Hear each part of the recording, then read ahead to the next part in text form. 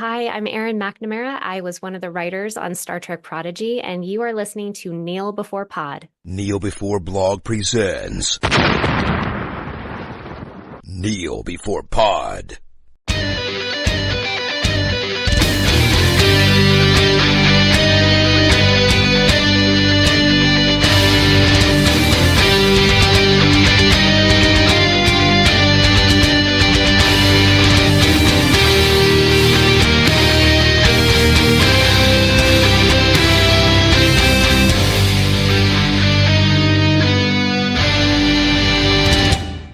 Hello and welcome to Kneel Before Pod, the podcast that hopefully won't be legally killed by Disney. I'm your host Craig, and we are here to discuss the news, trailers and other things from August 2024. Joining me for this, his turn at the news desk, we have Angus. Hello. Hello, good evening. I'm glad we're not being legally killed by Disney. I am certainly glad of that, yes. I don't know if you know that story. It's the weirdest story.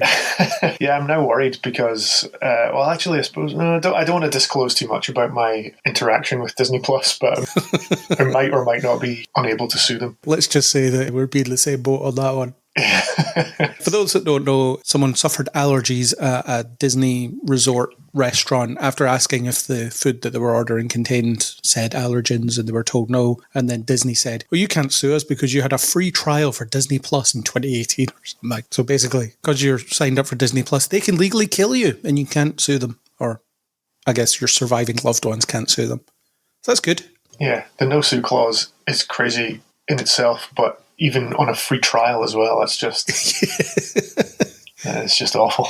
Yeah, there should be some legislation in place where these end-user documents can't be longer than such a length of time, because if it's like 80 pages, nobody can reasonably be expected to read that before signing up. And then what are you going to do? Contact them and say, I don't agree with subsection 9 on page 14. Like, all right, well, you can't use the service then. Yes, unfortunately, legally, that's how it works. Well, that was our legal surgery for the month, so don't ask us for legal advice based on this. I don't think you're in any danger of doing that. I don't know if that's what people come here for. I really hope not, because that would be problematic. It's ill-advised. It's like Ross and Monica's dad in Friends when he tells Chandler that he was embarrassed that he was unemployed when he met his wife's parents. So he said he was a lawyer and they never found out, so he just gives them legal advice periodically. Well, luckily, we've never claimed that, and we don't have to stand by anything like that. No, but clips can be taken out of context. That's true. I'm now worrying about anything I've ever said on record. It's all there, and then there's stuff that I could edit to make it seem like you said it as well. I'm sure you have. I'm sure you've got it all the incriminating stuff archived. It's like when Batman formulated a plan to take down the Justice League. I've just got manufactured dirt on everybody in a folder somewhere. I assume it's not one of our shared folders that I can just go poking around for. No, definitely not. It's on a secure drive that I've copied and buried and all that stuff. But anyway, let's talk a bit about what we've been consuming over the last while. So what have you been watching or reading or playing or whatever recently? My list this time around is all about what we've been watching. Saw all of the most recent season of The Boys. Enjoyed it. I feel like it's getting kind of diminishing returns is maybe the best way of describing it, the sort of shock factor and things like that. Do you not feel like they're sacrificing story for shock at this point? I think so. I think that there were maybe no episodes this year or this season that I felt myself just completely aghast at or laughing maniacally as I have in the past. It has previously been able to shock me and amuse me and entertain me more than any other recent show. And I don't think this season lived up to that. But again, maybe that's because it's hit such highs with me before, so it's difficult to chase that. Yeah, I think they're just going down the route of attempting to shock, so they'll put a lot of disgusting imagery or whatever in any given episode, and I feel like the storytelling is suffering, and I feel like the character writing is all over the place. And I think next season is probably the right time to call it a day. Yeah, it's definitely coming to that, and I'd be glad to see it sign off in a good way or epically, hopefully. But yeah, it's definitely getting to that point, I think, in the story. We'll get infinite spin-offs, though. They're already doing that Soldier Boy prequel one where it's essentially led by literal Nazis. Those are your leading characters. Yeah, and frequent listeners will be well versed in my attitudes to spin-offs. I can't see myself being all that enthusiastic about anything once the main storyline is said and done. Yeah, I don't know about the prequel because the mainline show, I'm kept in it because there are, or at least there used to be characters that were at least somewhat virtuous. You had, say, Annie and so on. They were good people, but I feel like they're becoming more irredeemable as the show goes on, and I'm starting to look at it and think, who do I actually like in this show anymore? Yeah, I guess it's quite interesting that Huey starts off as being the outsider to all the violence, and he's kind of your window into it, and very quickly he gets involved, and maybe there is no audience surrogate anymore. Yeah, but we'll see. We'll get season 5 next year, probably. So what else has been on your viewing globe? Slow to this, late to react, but I'd always heard very good things about Succession, and through legal or slightly illegal means, not too illegal, but maybe just password sharing illegal, I've got access to Now TV, so I can actually watch Succession, and Natalie and I are both really enjoying it. We're binging through it. We're into season 2 at the moment. It took a bit of time to get into, maybe just the first couple of episodes. Again, this is a show about a lot of characters who are pretty unlikable, and to begin with you think, is this enough to sustain me and to keep me coming back and wanting more? But it's really well made. I mean, I'm not breaking any new ground here. I think a lot of people hold it in pretty high regard, and as I say, we're pretty late to the party, but now that we're on board, we have been gobbling it up. So yeah, it's good. So that's 2 shows about awful people that you're into. Yeah, speaking of which, after we went to see the pilot episode of Presumed Innocent... Well, you kept going. In an Apple TV screening, yeah. I got another free trial of Apple TV Plus, and I've continued watching it. And again, I really don't like the main character, the Jake Gyllenhaal character. I kind of hope that he's guilty at the end of it.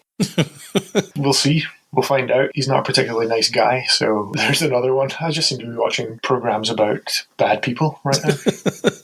Curious. It's perhaps some kind of psychological tick that should be studied. Yeah, I saw Presumed Innocent, the first episode. Apple TV put on a screening of it where they gave us a very strange cocktail for free and some popcorn. Summer cocktail. And made us watch the first episode. Well, they didn't make us watch the first episode, but they put on the first episode. I thought it was fine, but I was happy to just never engage with it again. It's one of those things. It's fine that I watched it for free for once. Is your free trial just one of those, you happen to own a PlayStation free trials? Basically, yes. It was through an electronics purchase. Might have been Curry's. Other retailers are available. Okay. I think it's like a 3-monther, which is pretty generous. Yeah, I think I've exhausted any free trials I could have because I got like 6 months for just owning a PlayStation. And then I got another 6 months for owning a Samsung TV. And that was it. It wasn't enough to tempt you into becoming a paying subscriber. No, because I can just get the screeners. I just need to ask for them. The thing is to have the wherewithal to ask for them because it would do me no good to be like, oh, this film was on like a year ago and then ask for the screener. Why do you want to see it now? Just subscribe or go searching through the bins at Apple. Yeah, something like that. So anything else? Also on Apple is Lady in the Lake. Is that what it's called? The Natalie Portman. Oh, yes. Crime drama. We've only watched the first episode of this. It's something a bit more recent that I feel like I'm coming to as it's coming out, which is unusual. It's quite heavy, it's quite full on, so I don't feel that that's quite as bingeable. It's good, but yeah, it's quite heavy. Set in the 60s, I think, so it's got civil rights themes and murder. And so, yes, those topics are not things you just breeze through. Well, enjoy all this Apple TV prestige drama while it lasts because they are getting out of that game pretty much because they, like every other streamer, realise it costs too much. Well, I'll make use of it while I've got it and then that'll be it. And then you'll be gone. That's it. No more subscriptions unless someone offers you one for free. Yeah. Anything else on your list you want to... I assume you're going to mention Alien Romulus, which we saw together. Yes, didn't like it. Check out my review on Kneel Before Blog. I thought it was another example of everything wrong with franchise filmmaking. I was a little more sympathetic to it. Maybe I'm just grasping at straws, but yeah, there's enough there that I enjoyed. There's downsides as well, but I'm sure we'll have a full and frank discussion about it when the time comes. Yes, that will be Alien Day coverage next year, so that'll be something. We're back on the Alien train for Alien Day. We don't have to resort to Predator movies for another year. And I think the Alien Earth show will be out probably by the time we need to do Alien Day again the following year. Always good to have plans several years in advance. Those clamouring for Predator 2 will have to wait to maybe 3 years. And there's a lot of clamouring. I see it a lot on social media. Every day.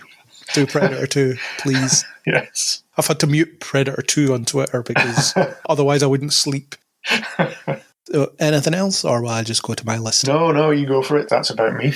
Cool. My TV consumption has actually been nothing, weirdly. There's been nothing that I've been watching on scripted television formats, certainly since the last time I was on a news podcast, which was last month, so nothing there for once. Movies, Alien Romulus, which we discussed, Deadpool and Wolverine, which I was about to see before recording the second session last month, but I hadn't seen it yet. And now I have. Really enjoyed it. There is a review and a podcast where Darren Mooney was invited on as a guest to discuss it. We were on opposite sides. He didn't like it and I did like it, so it made for an interesting back and forth about those two sides of that same coin, so that was good. You saw Deadpool and Wolverine as well, didn't you? I did, yeah. I didn't know if that had been out for long enough that it wasn't worth mentioning as part of something that I've been seeing, but I saw it fairly recently, as I usually come late to the party. And yeah, I enjoyed it.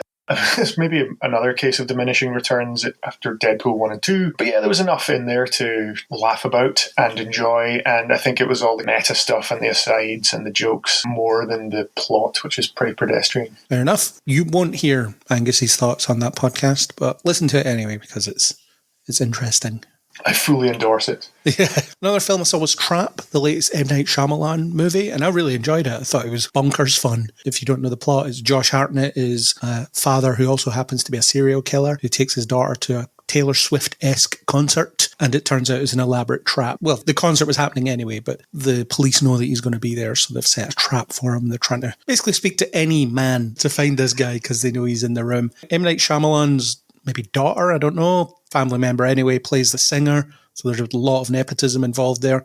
The music just sounded like young person noise to me, but never mind. It was good though. It was really enjoyable, and anybody that thinks there's two twists in it, as I've seen reported online, needs to redefine their definition of a twist. It's just a story that plays out. I wouldn't say there was anything particularly twisty in there. It was good. But any hint of a twist in a Shyamalan movie will be picked up by everyone and think, oh, what has he done now? Yeah, it was good seeing Josh Hartnett play a weird psychopath, and it was well made. Shyamalan's very hit and miss, so this is one of his, for me, hits. I would watch it again. Cool. I also saw Borderlands, which I wouldn't watch again. It was atrocious. Have you played the games? I've never played the games, no. I've seen a lot of bad press about the film. I enjoyed the games. I played 1, 2, the pre-sequel, 3, if those are 4 different things. And I was a bit kind of wary of the trailers, but then I thought there was enough in the trailer to make me think this is going to be true to the game. But then the reviews I've seen are pretty disappointing because the humour is one of the key aspects of the games. They're very irreverent and colourful and bright and violent and all those things. And so the trailer made me think, okay, they seem to be getting the spirit of it, but yeah, having read reviews, it seems as if they didn't pull it off. I think it superficially looks like the games. So they got the costumes going, they created some of the environments, some of the imagery, I don't know. I don't know much about the games. I have that image in my mind of the front cover of one of the game boxes with the guy with the gas mask. Mm-hmm. That's the only thing I can think of when I think of Borderlands. Basically what it tried to be was Guardians of the Galaxy, but it didn't have the same kind of finesse that James Gunn managed with those movies. And it was weird because it was Eli Roth directing, so I thought there would have been a bit more craft on display, but apparently the script got dragged through a wood chipper or something like that and turned into something that it wasn't, and then it went for a PG-13 rating when it wasn't supposed to, and all this stuff. So I imagine Eli Roth probably lost control of it very quickly, but it's not good. I mean, it's so bad that they're already planning to release it on digital, which actually isn't indicative of failure because Twisters is already out on digital. When I went to see it, it'd been out for less than a week. I went to see it on the Wednesday after its release, I think it was, and I was the only person in the cinema. Well, the film was playing just for me. I was so bored at one point where I thought, well, I'll just go on my phone. But then I was like, no, I'm in the cinema. Oh, I'm going to respect the experience. that's a shame because the quests in the game are sometimes hilarious, sometimes dark. It's always frantic, the action, and I just think that's really difficult to capture in a film, this kind of looter-shooter RPG aspect of it. Is it an arena-based thing? No, it's a sort of open world RPG, so you just pick up quests and then you can drive around and do whatever you want, do the main story, but the amount of gear you cycle through is massive because you're just always picking up bigger and better guns, and I find it difficult to see how you would translate that into a film. Something like Fallout, basically. Yeah, but it just feels a bit more amped up and even more frantic and quick, and there's just a lot of running and gunning. Well, don't see the film, it's terrible. I won't. All the characters are annoying. Every single one of them. Every attempt at a joke annoyed me. Nothing redeemable about it whatsoever. All it did was took an hour and 40 minutes of my life. At least it was only an hour 40. Yeah, mercifully. The other thing I saw was It Ends With Us, which is the Blake Lively movie about abuse and other such triggering subjects. I liked parts of it, although some of it gave me, to quote the young kids, the ick. I think there was some of it that was a bit insensitively handled. I'm not an authority to speak on such subjects, so I won't. But apparently the press tour has just been a nightmare. Blake Lively and so on being interviewed, they've just been saying all the wrong things and people have been getting really annoyed at her for it. So it's another don't worry darling situation where the press tour is killing the film. It's difficult when it's a very difficult subject to talk about, but obviously you want to be able to shed light on these things, and if it's just being done in the wrong way, that's a real shame. Yeah, and I'll say no more about it because I don't have the authority to speak with any authority on it. No, I'm entirely unqualified as well. Another thing I saw was actually Apple TV, another free Apple TV screening was The Instigators, which is the Matt Damon and Casey Affleck heist movie. It was quite fun. They're incompetent, and that's the joke. But it's the joke throughout the film is they're incompetent. But it turns out the people pursuing them are just as incompetent, so they get lucky quite a lot. It was really entertaining. I enjoyed it. It took me a while to work out that Matt Damon was trying to do a Boston accent. Is he not from Boston? Shouldn't he be able to do a Boston accent? You would think, but it just doesn't sound right. It's maybe when someone's from somewhere and they try to do their own accent, but that's not how they actually speak, so they don't do it right. I don't know. But it was good. Since you have Apple TV, maybe you should watch it. Yeah, it's definitely being pushed hard. It's all over the homepage, splash page of Apple TV Plus. So yes, I'm seeing a lot of Matt Damon's face at the moment. And I also attended the Edinburgh International Film Festival's press once again and saw a few things. I won't explain everything I saw, but the two things I reviewed, which is all I'm going to review, is the Radleys, which was a family of vampires who try to live among humans, and then there's an incident that means that they risk being discovered. It's pretty good. It was funny in places and dark in other places, and the actors were good. It's a bit sloppily focused though. There's certain things that it should have spent more time on and didn't, so that means that it suffers. But it's a solid 3 stars. It'll be out on Sky Cinema at some point, so that's maybe something worth checking out with your Now TV password. We'll see how long I have access to that. And the other thing I saw there that I reviewed was And Mrs., which is a film where Aisling Bea plays a woman whose husband-to-be dies suddenly in the night. He's played by Colin Hanks, and she decides she's going to marry him anyway. She does a posthumous marriage ceremony, and it's about how she goes about trying to make that happen and honouring her promise to him and stuff like that. It's quite charming, it's quite sweet, funny, where it wanted to be. But yeah, I enjoyed it. It's probably my highlight of the festival. I didn't see an awful lot of stuff for the Edinburgh Film Festival, but of the things I saw, I think that was my favourite. That's good. Good you found something you liked? I think it'll be out digital mid-September or something like that, so keep an eye out for it. It's not a bad way to spend an hour and a half. Sounds good. That's me for all my watchings, so let's move on to plugs. Do you have anything to plug? As usual, I do not have anything to plug. I'm not going to use this platform to push anything or sell anything. Fair enough. My plugs are just the reviews that I talked about and the podcasts that I've done. I can't remember if I mentioned it last time, but for We Are Starfleet, we talked about the 40th anniversary of Star Trek 3. That's over there. I'm on a bunch of Real Talk episodes, various other things on the Film Stories podcast network. So check that out. There's loads of stuff going on there, and I'm on some of it. So if you aren't sick of the sound of me, then I'm always over there as well. Right, let's move on to some trailers. We have a collection of those this month. We have a bit of a Disney glut up first. Let's start with Lego Star Wars Rebuild the Galaxy. I found this trailer to be a little bit too meta. It's referencing some fan theories or fan jokes. The references are really obvious. And I think if it was being clever, it could be about a franchise's inability to move beyond its component parts. But it's more likely just to be an unnuanced reference factory. I think that we might have covered a teaser for this the last time I was on, because maybe I feel like I'm regurgitating things that I've already said on a podcast. It looks fun. It looks like what you would see if you walked in to a child's bedroom and they were playing with their Lego Star Wars stuff and they're just making up stories with the figures. It does feel a bit like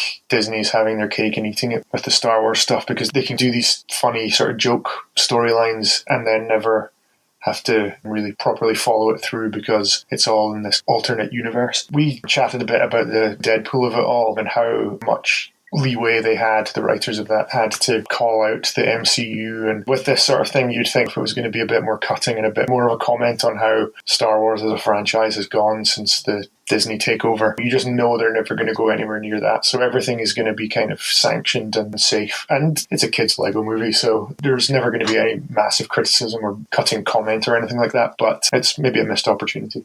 Yeah, we would never do something so bold as to confirm that Jar Jar was a Sith Lord all along. in this safe Lego framework, we can do that. Yeah, exactly. We can get some internet points for it. Yeah. I might give it a watch. It could be reasonably diverting. It's probably not going to be that long, which will be nice. But if it's anything like the Lego Star Wars Holiday Special, then it's going to be painful. I haven't seen that one. Don't. Move on to another Star Wars thing, Skeleton Crew. My first note is, when I read the synopsis, I said the same thing. It's basically the premise of Star Trek Prodigy. A bunch of kids stumble across a ship and they leave a planet and they go on adventures.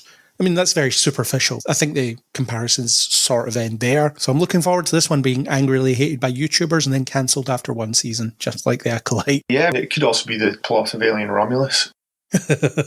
And I also thought, seeing as we're experts in the Ewok movies, and those came out at a time when there was a bit of a dearth of Star Wars content, and this was maybe the tipping point for, we'll just lean into the kids aspect of it. I got that kind of feeling from it, and that's fine, because if you're going to make that sort of thing and you want to appeal to kids, then put kids in it, and yeah, as you say, I'm sure people will hate it online and it won't last very long. It does look all right, though. I actually thought some of it looked pretty good, and maybe younger characters will make it a bit more interesting. One of them's clearly force sensitive because we can't have anything without Jedi in it, which, fair enough. In theory, I'm interested in smugglers and stuff like that, but then I watch those Clone Wars episodes and I'm not that interested in smugglers and stuff. But it does look all right. Star Wars Suburbs, though, that stood out to me. Yeah, that did look a bit strange, but it's the sort of thing that geeks like us have probably been talking about for years, and I always bring it up in terms of the Predator homeworld and that sort of thing. It's the kind of thing you speculate about while you're having a drink or while you're recording a podcast, and then somebody does it, they put it on screen, and then you think, oh, that looks terrible, why have they done this?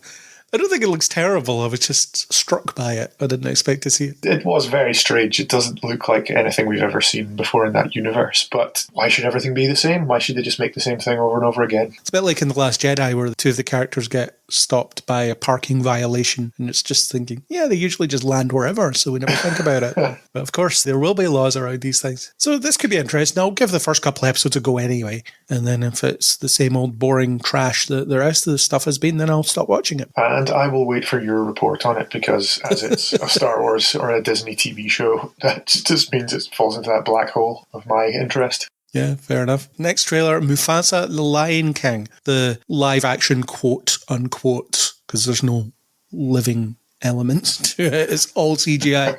It's just a different form of animation, just like The Lion King. It's the prequel nobody asked for that reveals that Scar was actually supposed to be king and Mufasa ended up taking over somehow. Did you really need that piece of the canon filled in? I certainly didn't. Probably not in the same way that nobody needed to see Anakin Skywalker as a 8-year-old or whatever it was in Phantom Menace. I was watching this trailer thinking, this is the Star Wars prequels but for The Lion King, and I definitely don't need that.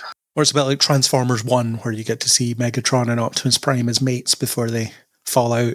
Yeah, but if The Lion King is loosely based on Hamlet, then why do we need whatever this is, and what is it going to be based on? And I guess it's the problem with all prequels, you know where it's going to end up, and they just have to try and make something interesting and some drama out of getting from point 0 to point 1. Yeah. Can't Scar just be a bad dude who was jealous of his brother? I would be perfectly happy with that. That's all he was. There was none of this, I was supposed to be king and then you ended up being king and you're not even my blood brother. Yeah, but we're now in a recontextualizing Disney baddies era, so we have to understand why. They can't just be bad people. I mean, he's a lion. Who didn't have a scar originally, and we'll get to see how he made the Kessel Run and he got the scar and everything else that you want from prequels. Do you think he's just going to get the scar by scratching his face on a tree or something? It's going to be something so innocuous. That would be funny. I would give him points if it was something like that. But no, it'll be something very meaningful, and it'll maybe be something to do with hyenas, and that's why he feels like he needs to dominate them and use them as troops from then on. I don't know. Nick Fury lost his eye because it got scratched out by a flirkin. It's all coming together. They're all linked. Yeah, there's a line in the trailer that said, this was a bad idea. And I was just thinking, yep. You said it. Just calling yourself out in your own trailer. Well done. All right, next up we have Moana 2. This is one I'm a bit more enthusiastic about. I love the first Moana, and I think this one looks good, although I am trepidatious about it because it was originally supposed to be a Disney Plus TV series that was like 8 episodes or something, and it was condensed into this film. I imagine there's some animators that are on some pretty strong antidepressants after working on this. But it does look good. It looks like it's about Moana coming into her own as a leader and embracing the travel away from the island aspect that they changed to at the end of the first film. I think Moana, more than a lot of other Disney films, set itself up nicely for a sequel because the ending of the first film completely changes the way of life of the people in the first film. So the second film, they can go and do anything. It's a bit like How to Train Your Dragon. I haven't seen that, but I do understand all the references to leaving the island, the way of life that they've been very used to, and forging out into the open ocean. So what do you think of this? It's interesting. I had no idea that it was supposed to be a series. Yeah, they'll be keeping that quiet. And my old man yells at cloud take was that things like this, Aladdin 2, Lion King 2, 3, etc., all used to just be straight to video, and you didn't need to worry too much about the sequels because they were always much lesser than the originals. But I suppose now we're in a different sort of time where Frozen 2 can be considered by some people to be just as good or better. And there's a lot of good stuff about Moana. The songs were all quite good, so I think there's got a lot to live up to there. But that's maybe similar to Frozen as well, where it seemed like a really popular soundtrack. And then 2, at least from my friends with kids, also seems to be very popular with them. So yeah, they could probably strike gold again there. Have you seen the first Moana? I have, yes. Are you going to see this one? I won't be rushing to see it, but I'm sure I will cast an eye at it at some point. Cool. I will see it. Actually, it will be playing in the cinemas when I'm in New York. Ah, cool. There's a plan to go and see that in some kind of New York IMAX, and I will have popcorn with hot butter all over it. See, that I think would just enhance the experience. I have no special plans or anything like that to see it, so that's maybe why I'm not rushing out. But if it was a special occasion, then yeah, I could be tempted. Next up, we have Snow White, the film that so many people have already decided that they hate because Rachel Zegler's in it, and they hate Rachel Zegler because she isn't white. I don't like this for very different reasons. One is, why are all these live-action remakes so washed out? It just looks so bland and colourless. And it seems to be that maybe Tim Burton set the standard for that with his, as it turns out, Alice in Wonderland sequel, which I think is the first of this era of why are they making this upgrades of animated movies. At least it's not hiding that it's a musical like a lot of things are. So that's one thing. There's at least one song that is actually sung in the trailer. The dwarves look terrifying though. Why didn't they just hire actors? I am vaguely aware of a lot of the discourse around this, and it's another subject I don't feel qualified to weigh in on. But yeah, I gather there's been quite a lot of issues with the actors or what they ended up using with CG characters. Again, it's another, we're doing a live action film, but how much of it is actually live action? I mean, slightly more than probably Lion King and Lion King 2, or whatever that one's called, Mufasa. The Lion King -1. Yes, Lion King -1, sorry. Lion King 0. Yeah, there's a lot of nastier elements to trying to talk about this, which is a bit of a shame. But at the same time, there's probably fairly legitimate criticisms you could level at it, like the original's very charming and bright and technical wonder for when it was. It shouldn't impact the original, but I feel as if this just can't live up to it. Maybe that's tough. Having not even seen it, but to feel like it could never live up to the charm of the original. I think I'd be more optimistic about it if it wasn't through that brown sludge filter that so many modern movies are. It just doesn't look appealing. There's nothing visually vibrant about it. No, and I'm not the target audience, so I don't know. Maybe a whole generation of kids will fall in love with this and never even think about watching the original, but I feel as if all of those classic Disney cartoon movies are always there and should be the basis for your intro to film like they have been for so many of us. I'm not a parent, but isn't what a lot of parents do is they'll put their kids in front of what will now be Disney Plus and just put on these old Disney movies, the animated ones.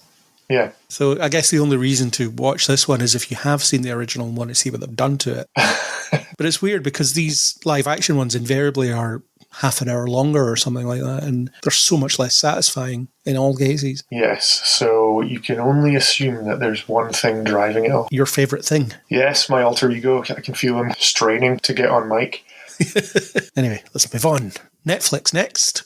Tomb Raider, The Legend of Lara Croft. Very short teaser. This is the third very short teaser, but this one has actual voice work in it. So we get to hear Hayley Atwell as Lara Croft for the first time. And she sounds like Hayley Atwell being Lara Croft, so it's fine.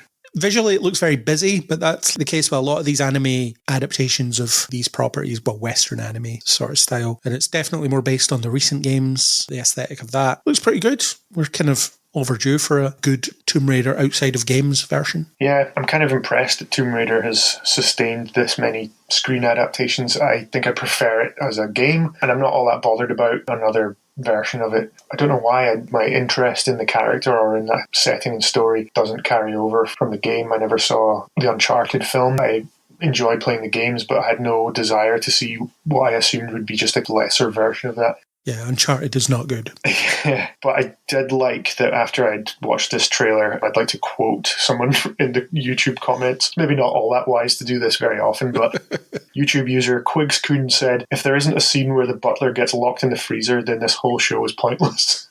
So they went for the most obvious reference that you could think of. Yeah, and that got me because I enjoyed locking that butler in the freezer. What about Lara fighting two T-Rexes like she also does in Tomb Raider 2? Nah, butler, freezer, I'm happy. Well, it has a very low barrier to clear in terms of you engaging with it then. Yeah, well, I'll probably only see that as a clip if it ever comes to pass because I won't watch this. I did see some discourse online about the fact that Lara seems to be very friendly with another woman. So, oh no, Lara's gay now. Yeah, I'm sure some people have a problem with that. Apparently, it's an issue. It's going to be the next battleground for the culture war, isn't it? I don't know. But it's on Netflix. No one's even going to watch this. I know I'm not, so... Neither am I, because I don't have Netflix. The next one is very short. It is a title confirmation for Wildwood, although I thought we get the title confirmed before. Isaac is really excited about it because he's a big fan of some of the other films that are also listed in this short teaser. This one, it seems like there's an owl in it. Are you a fan of any of the other movies like Coraline and Kubo and the Two Strings and all those? I remember working at a cinema when Coraline came out, so I've got fond memories of that. I thought it was a good movie. I enjoyed it. I like the creepy atmosphere, that Tim Burton-y type world. And Kubo I saw probably a while after it came out. I'd heard a lot of good things about it and I was pleasantly surprised. I don't know why I needed to be pleasantly surprised by that, but I just thought this is probably for kids. It might not be all that interesting to me, but I thought it was well done. I'm not really sure what is going on in this trailer. I don't know if it's bringing together a world that they all share or if the characters are actually in it or not, or if it's a sequel or some kind of shared universe of these things, or if they're just in there to set the scene. I think it's just, if you like these things, you might like this thing. Okay, yeah, I like the spooky atmosphere and I can see that appealing to kids who are a bit older or who are into that side of things. So yeah, it looked interesting. I've seen Kubo and I thought it was really good. And Travis Knight, we'll talk about him a bit later actually, but he's quite versatile in terms of the stuff that he works on. So this will probably be great for everybody that likes that sort of thing. I think it's almost like the Western version of Studio Ghibli for some people. I think it's in that league for people. I don't know if that's fair or not, but that's the impression I get anyway. Let's move on. This is still on Netflix. The last one wasn't on Netflix, but the one before was. This one is Uglies, which is one of these, why are you doing this type things. I don't know if you've seen a film called The Duff that was out a few years ago. I have heard of The Duff. I have not seen The Duff. So DUF stands for Designated Ugly Fat Friend, which is the idea of attractive women, they have an ugly fat friend that they keep on retainer so that they can seem more attractive by comparison. And in that film, Mae Whitman played the Duff, and she is neither of those things.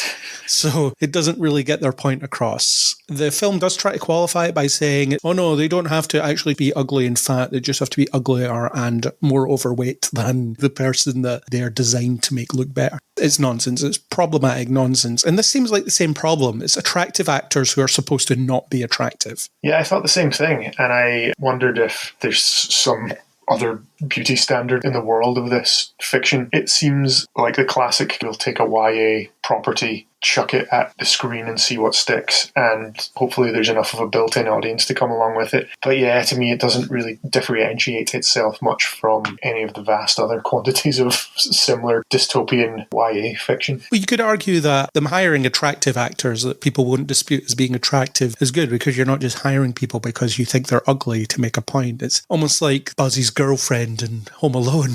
They didn't want to actually do a picture of a girl and have everybody laugh at how ugly she was, so they dressed up a boy. But you're not making the point all that well. And then you've got the weird CGI for the beautiful people. Yeah. So they have the plasticky faces, and it seems like it's trying to be a commentary on self-image and beauty expectations and how society expects people to look or how people think they're expected to look. Instead, it'll probably just be surface level nothing. Yeah, I mean, it could be that the source is very important to some people and they identify with it and it gets them through a tough time or they can relate to it like that. But from a complete outside perspective, and the fact that it's just called Uglies as well, it's all just very on the nose. Whether that's a big bulbous nose or not, I don't know. There's a hoverboard in the trailer, though. Yes, there is. I can confirm. It's not what I expected from a film called Uglies, but there we are. Well, we'll see how, or maybe we won't. It's on Netflix, so I won't see it. But I'm sure I'll be party to some of the internet discourse around what people think of it. Yes, however toxic it might be. Move on to Woman of the Hour, which is Anna Kendrick wins a dating show and ends up killing her date, I think. It seems to be what's going on here. It looks suitably creepy, and I like the contrast between the warm TV lighting and then the sinister atmosphere later in the trailer. And I quite like when Anna Kendrick pushes herself out of what might be her comfort zone. I don't know if she is stuck in that comfort zone. It's just a lot of the stuff I've seen her in. She's tended to be very similar. And did I pick it up that she's directing this as well? Yeah, good for her. But it looks all right. It might be an interesting one. Yeah, and it said based on a true story. Am I to believe that, or is that just Fargo level? I did not research how true the story is, but yes. Okay. Yeah, I'd agree with what you said. It looks interesting, and I also picked up that fake TV presentation versus real grimy horror side of it. Yeah. Let's move on to Goodrich, which is Michael Keaton, who has kids, and then he has an older child who has to babysit his younger kids. And it looks like it's going to be a heartwarming story about fatherhood and second chances and stuff like that. It seems weird that Michael Keaton would be attracted to something like this, but maybe he's back in the era of I'll just do anything. Not that this looks bad, but I just think it's a bit strange that this would get his attention. He's done a few trying to relate to my kids kind of movies, hasn't he? Isn't that part of Birdman and maybe to a lesser extent his character in Spider-Man? And then this, yeah, I'd agree. It looks feel good. Doesn't really look like my jam, but he's a great actor. Yeah. Did you see him talking about Batgirl recently, where he just doesn't care that it got shelved? No, I didn't.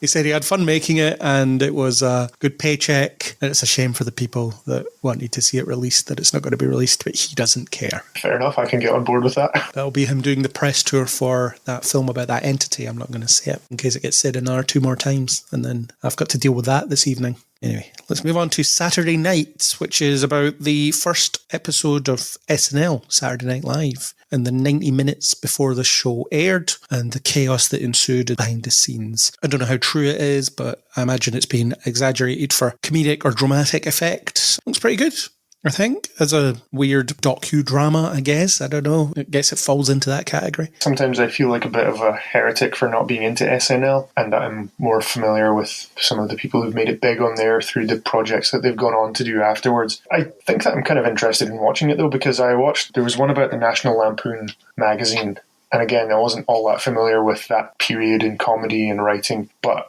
just through knowing the actors and the films they went on to make, I found it interesting to go back and see some of the origin stuff. So, yeah, I could get into it. I've seen some of the SNL sketches, but I've never actually sat and watched SNL. Same. Again, I just don't really know much about the modern version of it or any of it as it comes on live nowadays, and feel like the golden era was the sort of stuff they look like they're going to cover in this film and is a bit more interesting to me. It looks uncomfortable, but deliberately so. It just seems like being backstage that night was a total nightmare. Yeah, interesting. I usually give Community a rewatch, and Chevy Chase is in that, and it's interesting to see him portrayed here, and it seems like he's been a bit of a dick for his whole career. Yeah, just a racist dick. That's basically what he was. That's what he played on Community as well. Yeah, probably didn't have to stretch too far to reach that. No, I don't think he was doing much acting on that show. Or maybe at all. Yeah. But yeah, this looks like it could be interesting. I wonder if it'll have much cachet outside of the US. It depends how good it is, I suppose. You look at these things and it's how can you make a film about trying to come up with Air Jordans interesting, and sometimes they manage. Yeah. Let's move on to Amber Alert, and my first note is this is very Taken. It feels very Taken in terms of someone's been kidnapped and we've only got so much time to get them back. I did wonder if this is going to be mostly in the car, because a lot of the trailers in the car, although there's some home invasion-ish stuff as well. Yeah, I got a similar feeling from it and wondered if it was going to be like Ambulance, but in a car chasing a kidnap. I wonder if that was just a setup for the trailer, because I agree that the further it goes on, the more it seems as if it gets into that more home invasion-y house-based setting. Yeah, it's Hayden Panettiere in there, and it almost feels like it's a spin-off of her character from Scream, doesn't it? Yeah, a bit. Similar sort of job, isn't it? Well, the job that she had in the most recent Scream film, anyway. I think she was just a student in her first appearance in Scream, wasn't she? Yes, Scream 4. Yeah. Don't see her in much nowadays, actually. She's kind of fallen off the side of the earth somehow. Yeah, wonder she's happily semi-retired. Yeah, I don't know. It was back in the era of things like Heroes and whatever. She was everywhere, and then that was it. Maybe she'll be in the live action Until Dawn when they make that. I didn't even know that was a thing. Yeah, it's getting made. She was in the video game, obviously. Yeah. I don't know how that can be anything but just a generic horror movie, because that's the point of the game. Yeah, and if it was a kind of Bandersnatch type thing, then you'd be better just playing the game, because it probably plays better that way than just a choose-your-own-adventure on Netflix. Well, I think it might be in cinemas, but anyway. But yeah, Amber Alert looks all right. I think it looks creepy enough and mysterious enough, so might give it a watch when it comes out. Yeah, same here. We're back to Apple now with Wolves, the second trailer for that. George Clooney and Brad Pitt teaming up. I said it last time talking about the first trailer. It gave me kind of Nice Guys vibes, the Russell Crowe and Ryan Gosling movie. Yeah, it seems to be leaning heavily into that sort of Pitt, Clooney, Ocean's magic, just that easy charm that they have and interplay between them. So it seems like you can't really go wrong with it. No, it looks like it could be good fun. I don't really have much more nuanced thoughts on it. I just think it looks like it's quite fun, and maybe there'll be a free Apple TV event at the cinema that we can go to and watch it. They're kind of involved in cleaning up crime scenes or dealing with the aftermath of bad things. It made me think about Harvey Keitel's character from Pulp Fiction. He was the wolf. So is this at all related?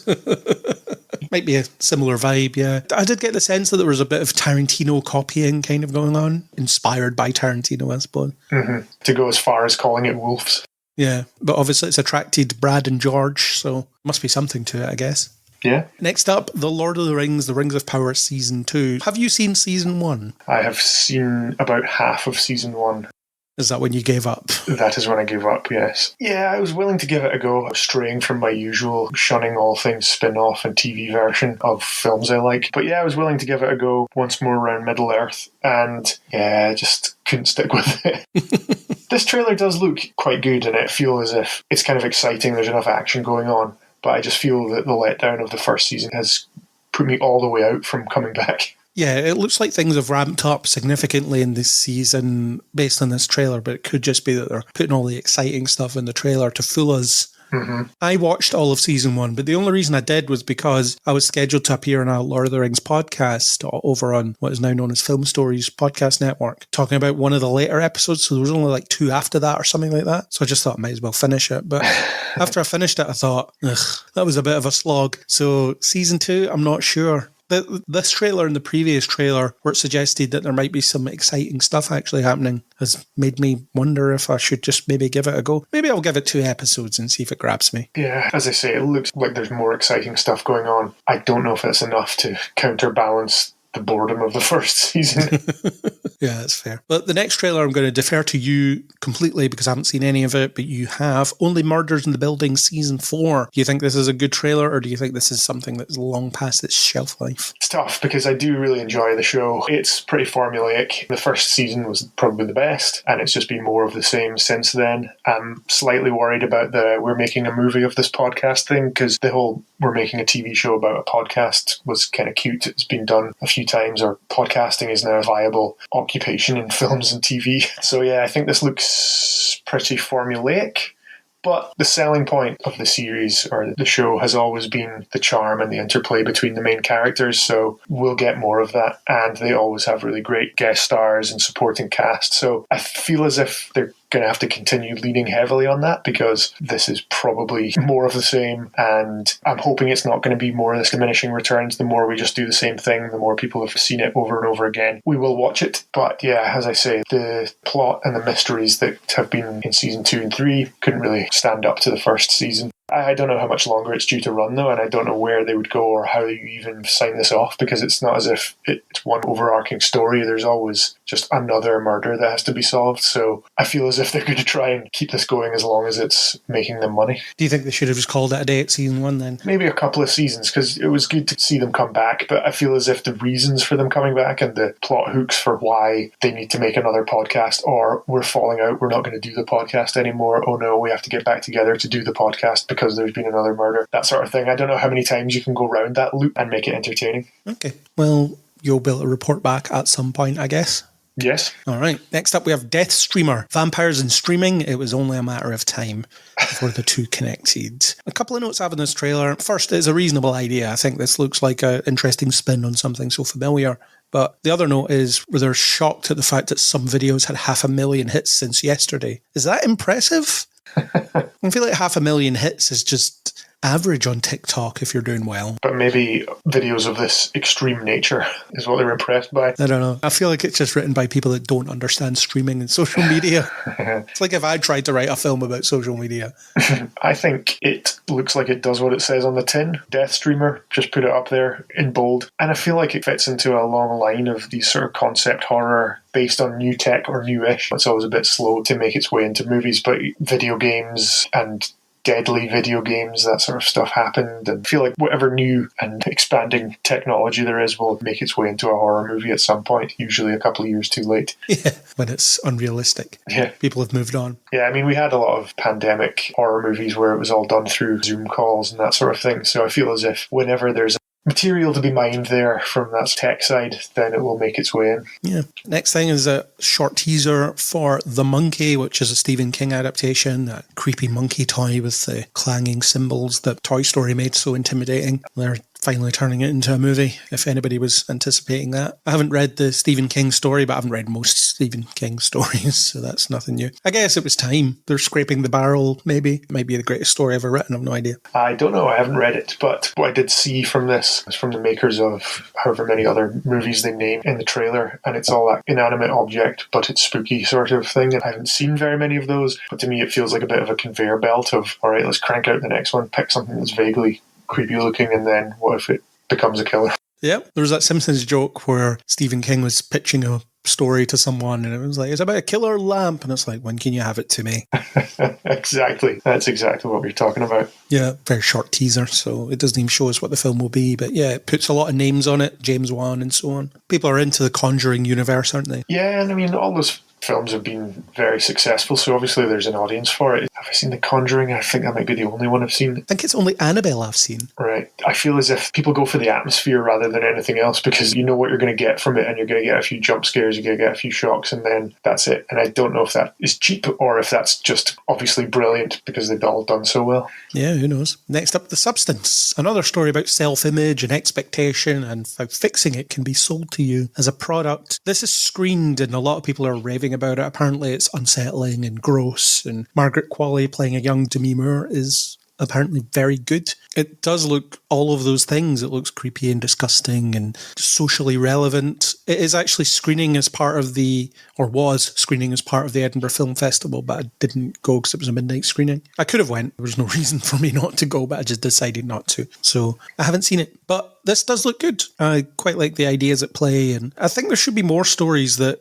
really play on the whole expectation to look a certain way in the world we live in, because it's very, very damaging. Yeah, I agree. I also think this looks good for those reasons and being about relevant issues. Yeah, I think the trailer does look interesting, and I think that there were a couple of credits, the credentials of Mubi being involved and also the Cannes shout. Makes me think that this is going to be worth seeing. So yes, I was interested by this one. We're having a good hit rate on trailers this month, it seems.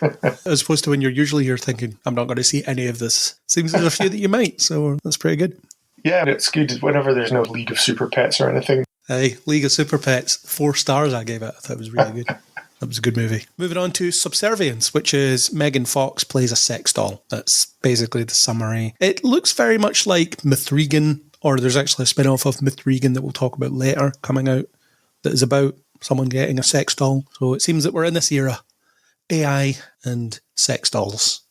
merging the two. I suppose that is kind of relevant, the whole AI of it all, but there was something that felt kind of familiar about this trailer. Was the Channel 4 show called Humans? I just feel as if I've seen something like this before, where there's this animate android sort of thing in somebody's home, and it seems all creepy because it's supposed to be there to be a bit of a servant or a nanny, but it actually turns out to be more malevolent than that. Yeah, it basically seems like whoever came out with this product made a spectacular failure in doing so, because all of these products that people have bought have decided that humans need to go. That's great. Well done, whoever did that. Product testing, guys. You need to actually do it. I don't know, there's something a bit icky about just, I'm going to buy a sex doll and make it look like Megan Fox. It's like that Futurama episode, isn't it? The Lucy Liu bot that Fry was enamored with. Yes, it is like that. There's a Futurama reference for everything. Or a Simpsons reference. Yes. Or Family Guy, if you really want to stretch. They've done it all. That is one thing I forgot to mention. I have been watching the new season of Futurama, but I haven't been enjoying it. I don't think it's all that good anymore. I don't know why they're making it. I didn't even know that there was a new season. It's on its second of the current uncancelled series. Yeah. Anyway, that's that. Let's move on. We have a couple of Marvel things. Well, a Marvel thing and a Marvel adjacent thing. Agatha All Along, which is the story of Agatha Harkness post WandaVision, trying to reclaim her powers and do other stuff. It looks pretty good, actually. Looks like it's going to properly lean into horror, or maybe it won't, but the trailer suggests that it might. Looks like Aubrey Plaza's having a great time, and as long as Aubrey Plaza's having fun, then isn't that all that we need? I would agree. She does look like she's having a good time. Some of the visuals and stuff look quite cool, but I'm all the way out on Marvel TV, so we've got past the point of me being enthusiastic about trailers that we're talking about. I'm not out on Marvel TV, although the past couple I haven't watched all the way through. You're getting closer to checking out entirely. To peak apathy. Yeah. Depends what the thing is. Turns out Echo just wasn't interested. But we'll see. I'll give this a look. Again, I'll do the 2 episodes. I'll watch the first couple and then see how I get on. But it seems like they want to work with Catherine Hahn, and they're getting to work with Catherine Hahn, so they've given her a TV show, even though WandaVision would suggest that she doesn't need one. But she's getting one, so good for her. That is good for her. Yeah. Next up is Marvel adjacent Kraven the Hunter, the latest entry in the Spamunk, as we've dubbed it, the Sony Pictures universe of Marvel characters. Basically all the Spider-Man adjacent stuff that doesn't have Spider-Man in it. One advantage I will say about this trailer is that it's not teasing constant references to Spider-Man that aren't going to appear. So that gives it a one-up on Morbius and Madam Web in terms of its marketing. But at the same time, it just doesn't really look like much of anything. It's just a violent movie about some guy that kills other people. And without Spider-Man, I'm not that interested in Kraven the Hunter. He's not one of my favourite Spider-Man villains, so the idea of having him with no Spider-Man around, the appeal is somewhat lost. I would say that for any of these films, Spider-Man adjacent, but without Spider-Man. At least with Venom, he's somewhat interesting on his own, because he has carried comics by himself in the past. Yes, but I agree with you. Where does this go? What does this become? This film, but then more widely, what is the point of all of this? The point is to keep making Spider-Man films so that Marvel don't get the rights to Spider-Man back. Mm-hmm. But it's going to be a Kraven Christmas. That's why it's coming out in December, because Sony are assuming that we're going to be spending our Christmas watching Kraven over and over again. It's insane. Sorry, Sony, we haven't watched your other movies, so we're not going to watch this one. Well, Venoms, they did well, but Morbius and Madam Web did not. I mean, at this point, it'd be better just leaning into we're making some real stinkers and just accept it. Go full bore bad movies. It does look violent, though, so that's something. They've taken a chance on that, I guess. It does, but it does look very by-the-numbers action movie. I don't see anything else in it. I suppose so many trailers have the same beats. We've complained about that before many times. But this could be anything. Slap a different name on it and it could be anything. Yeah, Russell Crowe's in there for some reason, which is his second Marvel role, actually, because he was in the MCU proper for a brief moment. Other Spider-Man references you've got here is the Chameleon is in this movie because he's Kraven's brother, and the Rhino, which you see in the trailer. You do. It's not Paul Giamatti in a big robot suit this time. There is a rumour flying around that's quite funny, that apparently the Rhino stuff is at the very end of the movie. The rumour is that the movie closes on Kraven just about to fight the Rhino, and then maybe you don't see the fight. Teasing the next movie. Which is exactly how The Amazing Spider-Man 2 ended. My personal theory is that shot of him in the chair with the costume is the last shot of the movie, or close to the end of the movie. becoming Kraven. Yeah, I don't think you're going to see him in full Kraven garb until the very end of the movie, but they're teasing it as if you're going to actually see him in full Kraven garb. It's a bit like the Snake Eyes Origins movie, where he doesn't become Snake Eyes until the last 5 minutes. Cynical, just so cynical. Yeah, but I'm probably right. Yeah, you're probably right. I'm not calling you cynical, I'm saying that the movie is cynical. Also, apparently, if Sony use any Spider-Man villains in one of these movies, that means that the MCU aren't allowed to use them. So they're just shortening the chain of villains that can be used in these things. Yeah. I mean, there's still plenty of Spider-Man villains. They haven't done Scorpion yet, so maybe Spider-Man will fight the Scorpion next time we see him. Just spreadsheet movie making. Yeah. Kraven Christmas, though. Yeah, we're all looking forward to it. That Kraven Christmas. Right, let's move on. Let's get out of the trailers and into a bit of chat about D23, which is Disney's event that isn't Comic-Con, where they announce the stuff they didn't announce at Comic-Con, and also some of the stuff they did announce at Comic-Con. There was further trailers for things like Thunderbolts Asterisk and Captain America Brave New World, but they haven't released them to the public, so we're not going to talk about them. But we are going to talk about some of the stuff they did confirm. So let's start with some details, and by some, I mean one detail, about Toy Story 5, another sequel that no one needs or asked for, but they're doing another Toy Story movie, and they released a concept image, which is all of the toys standing in front of a kid who's playing with an iPad under a sheet, and that's basically it. It looks like it's going to be, can toys still thrive in an era of people playing games on tablets? Looks like Woody's there, therefore undermining his ending from the last film. Have you seen Toy Story 4? I feel like I have seen Toy Story 4, but I don't remember much about Toy Story 4. It has the Sparky, Forky guy, right? Yeah, he's in this picture here. Toy Story 4 ended with Woody deciding to become a lost toy. And now he isn't? I don't know. And now they just all have to be scanned into computer games because Disney can also sell you that. Yes. Apparently there was something about a bunch of Buzz Lightyears that go a bit crazy because of AI or something. I don't know. The thing is, Toy Story 3 was the perfect ending for this series. And funnily enough, it's a Disney film about knowing when to say goodbye to things, which is obviously not their ethos at all. That's why they're getting a fifth Toy Story movie. Yeah. I mean, it is an interesting idea, the whole idea of how can toys survive in an era of iPads? But at the same time, I can't say I'm all that excited about it. No, and yeah, as you said, 3 was a good way to wrap up a trilogy of movies, but clearly the cash register was dinging, so they need more. Yeah, anyway, that's that. Next up, Nine Inch Nails are going to be doing the score for Tron Ares, so no Daft Punk this time. This is the Tron movie that's going to be headlined by Jared Leto and directed by Joaquin Ronning. And also, Jeff Bridges is apparently returning for it somehow. Trent Reznor has done movie scores in the past. Yeah, it does a lot of Fincher movies. Yeah. The fact that it's Nine Inch Nails are reunited for this is interesting, though. Yeah, I'm not much of an expert. This is maybe where Natalie could have helped out. She's a Nine Inch Nails fan. But yeah, I don't really know what would be the big difference between it being, I mean, maybe downplaying the rest of Nine Inch Nails' input to their discography, but I feel as if Trent Reznor probably represents quite a lot of the creative side and the output that you get from them. So yeah, we'll see how it goes. Yeah, as you said, he did some Fincher movies such as The Social Network. He also composed for Teenage Mutant Ninja Turtles, Mutant Mayhem and Challengers most recently. There you go. Are you excited about our Tron movie? I can't say that I am. I think the sequel came out again when I was working at cinema, and that just makes it seem like it was a very long time ago. It was. But actually, I feel like the Tron movies, they should just make one when there's some new technology to pioneer.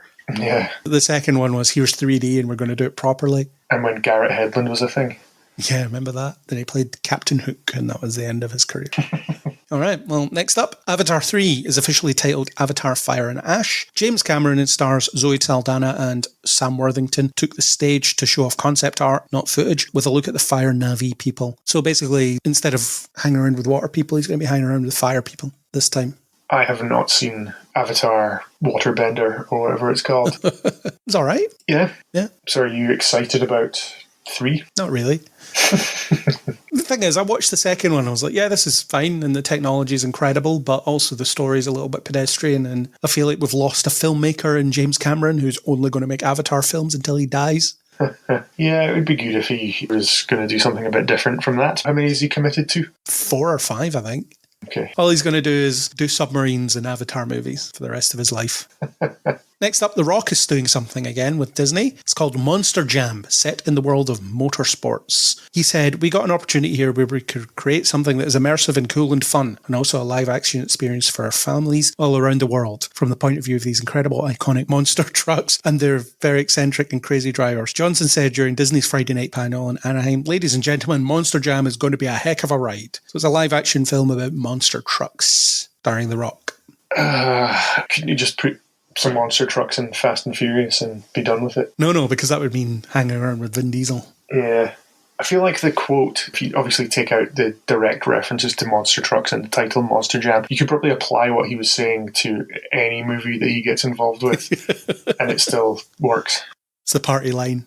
Yeah. Next up, we're getting an Incredibles 3, and Brad Bird is going to return to direct. I almost said Brad Pitt there. That would be an interesting thing. They haven't given any details about it, but they're going to make another one. They're doubling down on sequels at Pixar, which is what they said. And I get it. Inside Out 2 made $1 billion, so they're going to double down on these. But the best thing about Pixar is they were just going on and making interesting things that were original ideas, and we're just going to be regurgitating this. It's funny because Michael Giacchino, who's doing the score for the Fantastic Four movie, said that he has to be careful not to just do the Incredibles score again. Yeah, that just shows you what's happening to creativity. Yeah. Speaking of Inside Out, we're going to get a spin-off TV show called Dream Productions. Remember that scene in the first film where they make dreams as if it's a TV show? Going to be that. In the first film? Yeah. The show is set in a studio where Riley's dreams are made every night, on time and on budget. Some memories need extra processing, so they're sent to Dream Productions. When Riley falls asleep, we see the film crew making the dreams like a film set. Got you. Sounds like it could be interesting, and it could be a whole commentary on the creative process, how many people are needed to make a thing happen and so on. Yes, if you're being charitable. But also it's a spin-off to a thing that we've already seen. Yeah, and we know where I stand on that. Well, we do have a couple of original Pixar ideas that are coming up. One is called Win or Lose. Their first ever long-form animated series follows the Pickles, a co-ed middle school softball team, in the week leading up to their championship game. Each episode offers a look inside the off-the-field life of a character, a player, their parent, the umpire, revealing their funny, emotional, and always relatable point of view in a unique visual style. So that sounds cool. Yeah, that does sound kind of interesting. Add in a bit of sport, add the different perspectives. It's not being presented in the same way as so many other things. Yeah, I like the sound of it. And the other original thing they're doing is called Hoppers, a beaver body swap movie starring John Hamm, Bobby Moynihan, and Piper Curda. The story follows a young girl, Mabel, who can transfer her mind into a robot beaver with the goal of going undercover in the animal kingdom. She winds up befriending a regal beaver, King George, and uniting the animals to fight off the plans of a real estate developer. Cool. Body swap, beavers initially out. John Hamm, like him. Bobby Moynihan, I really like. Very talented improv comic, does a very funny Batman character. I could be tempted just by him being in it, but yeah, we'll see. I'll see what the reports say. And we're getting a Zootopia 2 finally for D23, or Zootropolis 2 as it was called over here. One bit of news is Ke Huy Quan has joined the cast, so it seems like he's just appearing in everything while he's wanted. Time for sequels, Dr. Jones. Now, reptiles have a shady past, apparently is the plot of this one. Oh. Fine. And he's going to be voicing a snake, as per the picture. Well, that's it for Disney. We have some news about the Masters of the Universe movie. And I don't know how much you know about this already, but the man himself, He-Man, was cast as Nicholas Gallatin.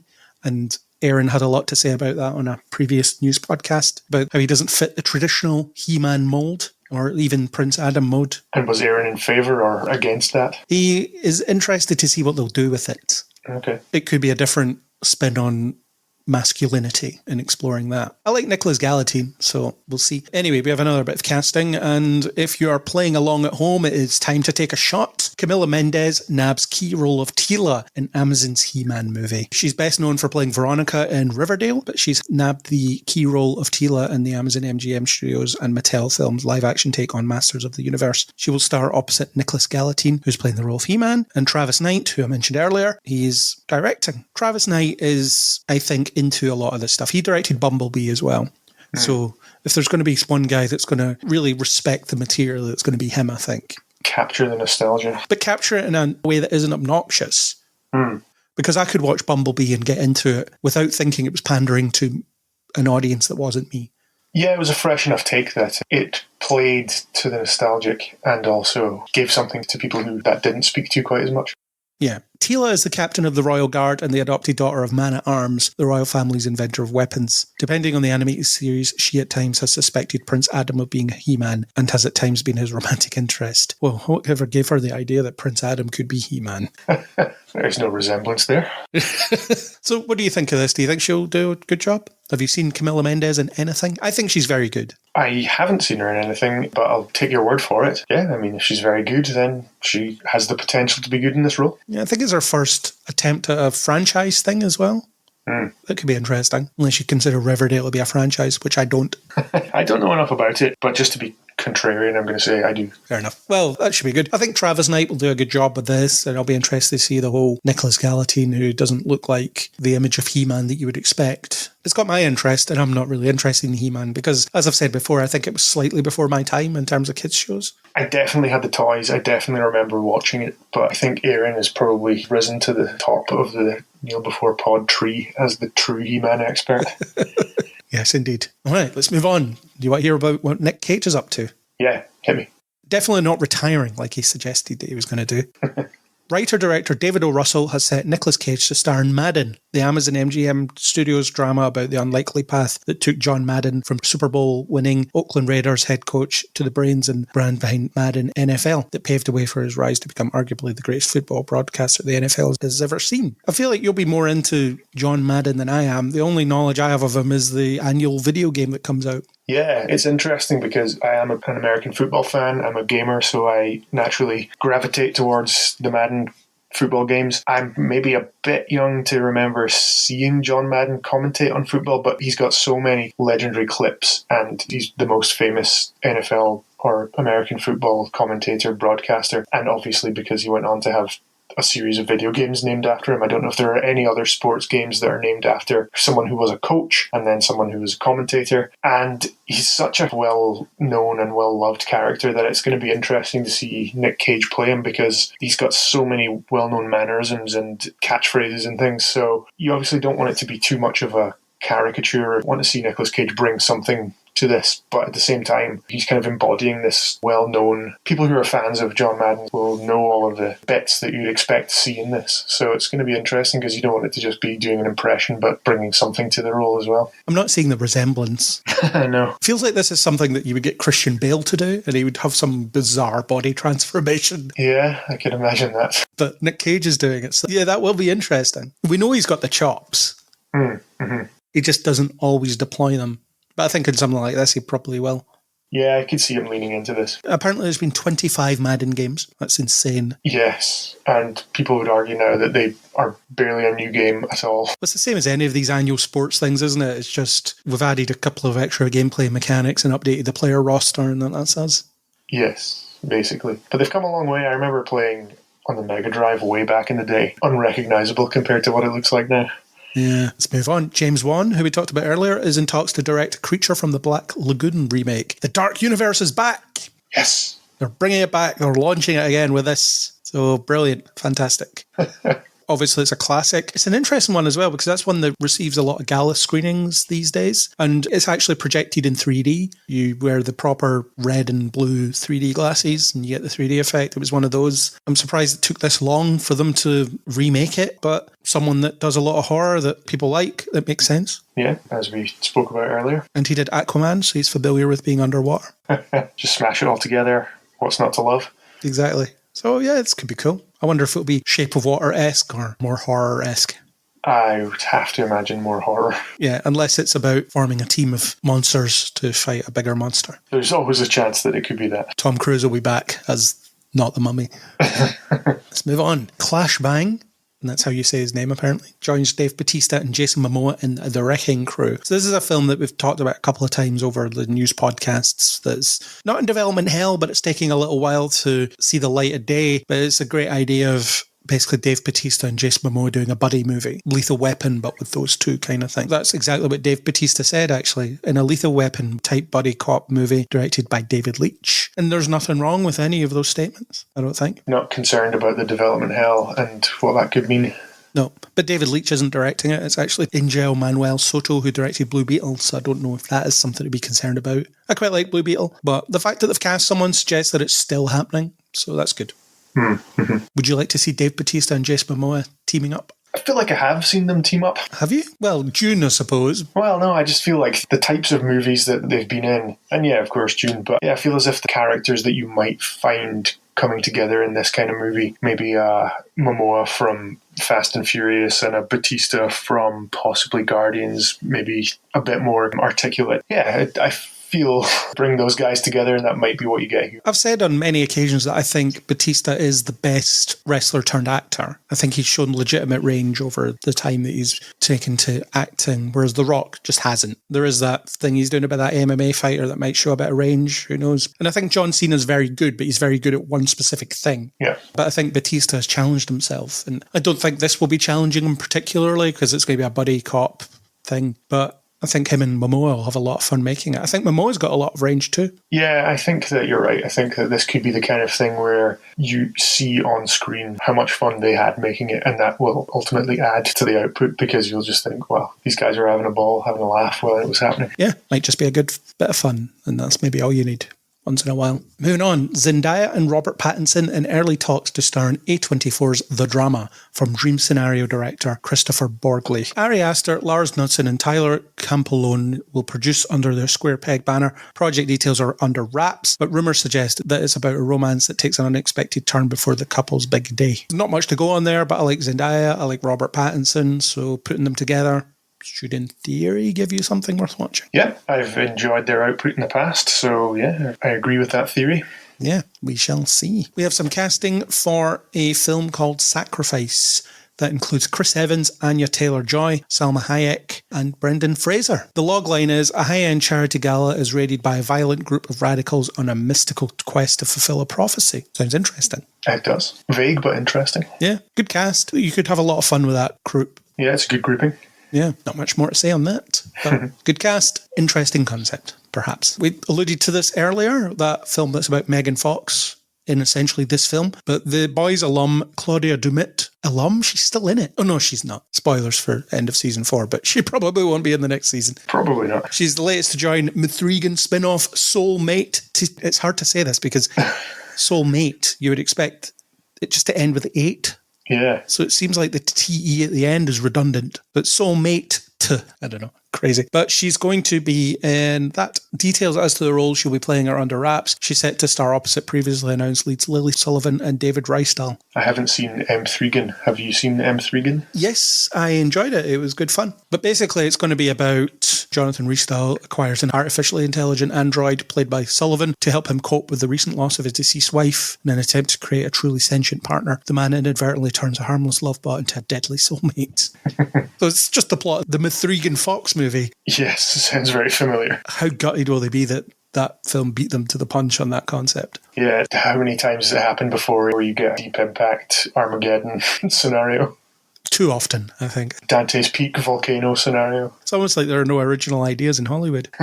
Speaking of no original ideas in Hollywood, we have another J.J. Abrams project. Teed up perfectly. Jenna Ortega is in talks to board J.J. Abrams' secret Glenn Powell movie at Warner Brothers. Does J.J. Abrams do anything that isn't a secret? No, of course not. You've got to build up the suspense. Yeah. She's in final talks, so it's looking like it's going to happen, and she's going to star opposite Glenn Powell in something. Yeah, well, they're both hot properties, so I can see why JJ is getting his grubby fingers on them to spin some gold out of that. Few details are known about the movie other than it's not a time travel movie. Why would you specifically say that? Did anyone ask? So strange. It's not a time travel movie. Which makes me think it might be a time travel movie. Yeah, there's got to be something else. I quite like that Glenn Powell is enjoying that kind of handsome leading man career that he could have had decades ago but didn't seem to. Decades? Yeah, well, he's not old, but he's not a young leading man, if you know what I mean. Now that he's achieved it, he's leaning into it. Yeah, you would think he'd be leading films like Twisters when he was in his 20s. Right. But he wasn't. He was in Top Gun Maverick in a role he lost out to Miles Teller on, and he's gone from strength to strength since. Good for him. Good for him indeed. Working with J.J. Abrams, is he as hot a ticket as he used to be? I doubt it. It's difficult to say because I feel as if the wrong people probably still put their faith in him. Yeah. There was a story about him finalising an extension to his deal with Warner Brothers, where they seem to have just given him a lot of money to not make any TV shows. So, great deal for him. Yeah, it's a pretty good deal, actually. Anyway, we're approaching the end of this session. Hulk Hogan killing Gawker film in active development with Matt Damon and Ben Affleck's Artists Equity. Artists Equity has acquired a screenplay written by Charles Randolph and based on Ryan Holiday's book Conspiracy, Peter Thiel, Hulk Hogan, Gawker, and the Anatomy of Intrigue. The project titled Killing Gawker is in active development. Gus Van Sant, who previously helmed Good Will Hunting, is set to direct, and it's been rumoured that Affleck will take on the role of Hulk Hogan. I don't think that's going to work. It sounds crazy. Maybe just crazy enough to work. The film is about this. In March 2016, Hogan won a $140 million judgment against Gawker Media, its founder Nick Denton and one of its editors. The verdict was the result of a lawsuit over Gawker's publication of a sex tape featuring Hogan, but was funded by divisive Silicon Valley businessman Peter Thiel in relation to Gawker outing him as gay years earlier. In the initial ruling, the jury found that Gawker violated Hogan's privacy by posting the tape and that he suffered severe emotional distress from the leak. A video shot 5 years before it was posted showed Hogan having sex with the then wife of shock jock Bubba the Love Sponge. I've seen the documentary about this, and I imagine this is just a dramatisation of it. Probably. It sounds interesting, if only just to see Ben Affleck as Hulk Hogan. Hulk Hogan's properly nuts now, though, isn't he? Yeah. Was he not at Trump rallies and stuff? Yes, I saw a very enthusiastic speech he gave where he's doing the full Hulk Hogan character. I guess he's always done that. Very difficult to separate his wrestling persona from his real life. Where does Hulk Hogan end and whatever he's really called begin? Terry Hogan? No, what's his name? I don't know. It's Terry something. It might even be Hogan. Who cares? He's Hulk Hogan. I remember I had a Hulk Hogan action figure when I was a kid and he used to fight Spider-Man a lot. That's all I know. Apparently he's a lunatic though, isn't he? Yeah. Speaking of other famous people that have had some troubles in their lives, shall we say? There we go. That's diplomatic, isn't it? Mm. Universal is ready to hit filmgoers with the story of Britney Spears' life. In a highly competitive situation, the studio has landed the rights to the singer's 2023 best-selling memoir, The Woman in Me. John M. Chu, who is helming the studio's forthcoming two-part Wicked feature adaptation, is attached to direct. Mark Platt, who did Wicked and La La Land, is set to produce. She took to social media to celebrate the news. Excited to share with my fans that I've been working on a secret project with Mark Platt. He's always made my favourite movies. Stay tuned. I know she's had a lot of trouble recently with her dad having power of attorney or something over her. This is where we need Natalie, isn't it? Because she's dialed in. She has that parasocial connection to Britney Spears. Yes, that's true. Yeah, I think Britney's been having a tough time. I'm sure they would claim that they're making this with the best of intentions. But yeah, it's difficult to see how it's not playing off a bit of that notoriety that she's got now. Wonder who'll play Britney Spears? Someone like Sabrina Carpenter or Sydney Sweeney, someone like that. Yeah, probably. That's very cynical. But who else would you choose? If she's getting the money for this and if she's signed off on it, then all right. I don't see any issue with it. As long as she's happy. Yeah, fair enough. There we go. That is the end of session 1 of August News. So, Angus, thanks for being here to discuss the bits and pieces that we all had here. You're very welcome. Thank you for the invite. How would you like to transition to the next person? Who have we got coming up? Nobody at the moment, so it could be anybody. Except you. It probably isn't going to be you. It's probably not going to be me. There's got to be something appropriate based on what we've been discussing. So I'm sure you'll pick something topical. No, you have to choose. It's the burden of the outgoing guest. I presume it can't be anything copyrighted or trademarked. Well, we do play fast and loose with some of the transitions in the past, so... What about just a nice Transformer sound? Okay, I can do that, even though we haven't really talked about Transformers. You did mention Optimus Prime and Megatron at one point, so vaguely related. Okay, well, that's what we'll do then. If you want to transform and roll out, and the next person will roll in. You got it. Welcome, Kat. Angus has transformed into something. I think you scared him, so he might be anything in this room. Oh, okay. So that pencil sharpener that's kind of looking at me really angrily? It could be that. I'm sorry, man. I like you. I don't know how Angus would feel about his alternate form being a pencil sharpener, but that's what he is now. That's what he is now. I have decided. The most useless transformer possible. No, super useful. Come on. It depends on if you're using pencils. Speak for yourself. But if he's trying to fight a war against evil transformers. Oh, he can sharpen our weapons. Only if your weapons are pencils. If your weapons are pencils, yes. Which aren't going to be much use against robots, let's be fair. I can think of some creative things to do. They should jam it into art. I don't know, fighting Transformers, whatever. We're not really talking about that. So you're here for session 2, and it's mercifully quite a short month of stuff. It feels like with Comic-Con, they really blew everything. So this month, it's just stuff. It's just some stuff. It's just a normal month of stuff. Well, I keep saying that. Every normal month seems to be this waterfall of announcements and things. So maybe we are approaching that content drought. Or maybe this is just a blip. Who knows? We keep saying there's going to be a content drought one day, but it doesn't seem to be happening. Yeah, I don't think it'll ever fully... Maybe we have quieter months like today, but it's an ongoing onslaught. The industry will eat itself before it has a quiet month, I think. Yeah, although Apple TV, they're getting out of the prestige TV business largely, apparently, because they suddenly noticed how much money it costs and how much money they're not getting back. Yeah, it is a shame. I will say I have genuinely greatly enjoyed every Apple TV show I have seen. It's been phenomenal quality, and they haven't been marketing it at all. Maybe you'll see a poster, but then you don't know what service it's on, and you don't know that you have to sign up to Apple. Why do you not market this incredible quality service that you have? You're making killer shows, and you're not really trying to push them. You're not trying to promote this subscription. And so they're like, oh shoot, we're running out of money. And it's like, well, yeah, but you should have told people they had to subscribe. They can't know this stuff. It's been very bizarre watching this free fall, because quietly they have been the best TV service subscription that I've had. I was always happy. I'd see the charge on my account and I'd be like, yep, you take my £9 because you make good shit. And so now seeing them being like, oh, we gotta be more frugal. Well, that's kind of your fault, though. Ain't nobody's fault but your own. Well, I wonder if they're realising the same thing that Disney did. I think with Disney Plus, they were offsetting the loss they were having from their streaming platform by, say, how much the parks were making.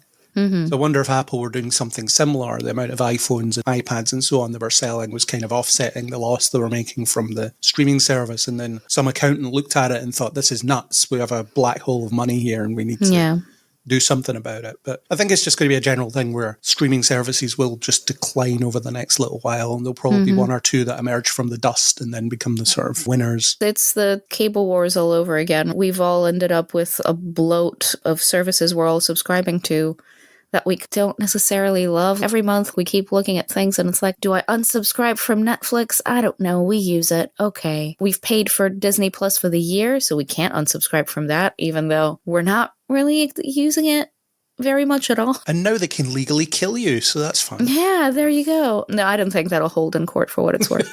For the listeners who aren't aware, that's something they tried, where someone died in the parks from food allergies and being served the wrong food, and her husband sued Disney, and they said, hey, remember that free trial of Disney Plus that you subscribed to 5 years ago? That means you are agreeing to arbitration and you can't take us to court. Sorry.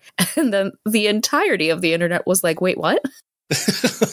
And so they've backtracked on that and they're allowing it to go to court. And I don't think that that defense is going to have any legs at all. Very silly to have tried it. Discussed that with Angus earlier. It just shows you how evil these corporations really are. Genuinely, any warm fuzzy feelings you might have for Disney, like, oh, but they made my favorite childhood whatever, and I love Marvel, and I love all this stuff. Yeah, but evil capitalist conglomerate, everything's just money, money. And with Apple as well, I'm sure they used to put some nonsense in their iTunes user agreement thing. We own your firstborn son if you click I agree and stuff like that. And hopefully they would never enforce such a thing, but they were putting it in to prove the point of nobody reads them.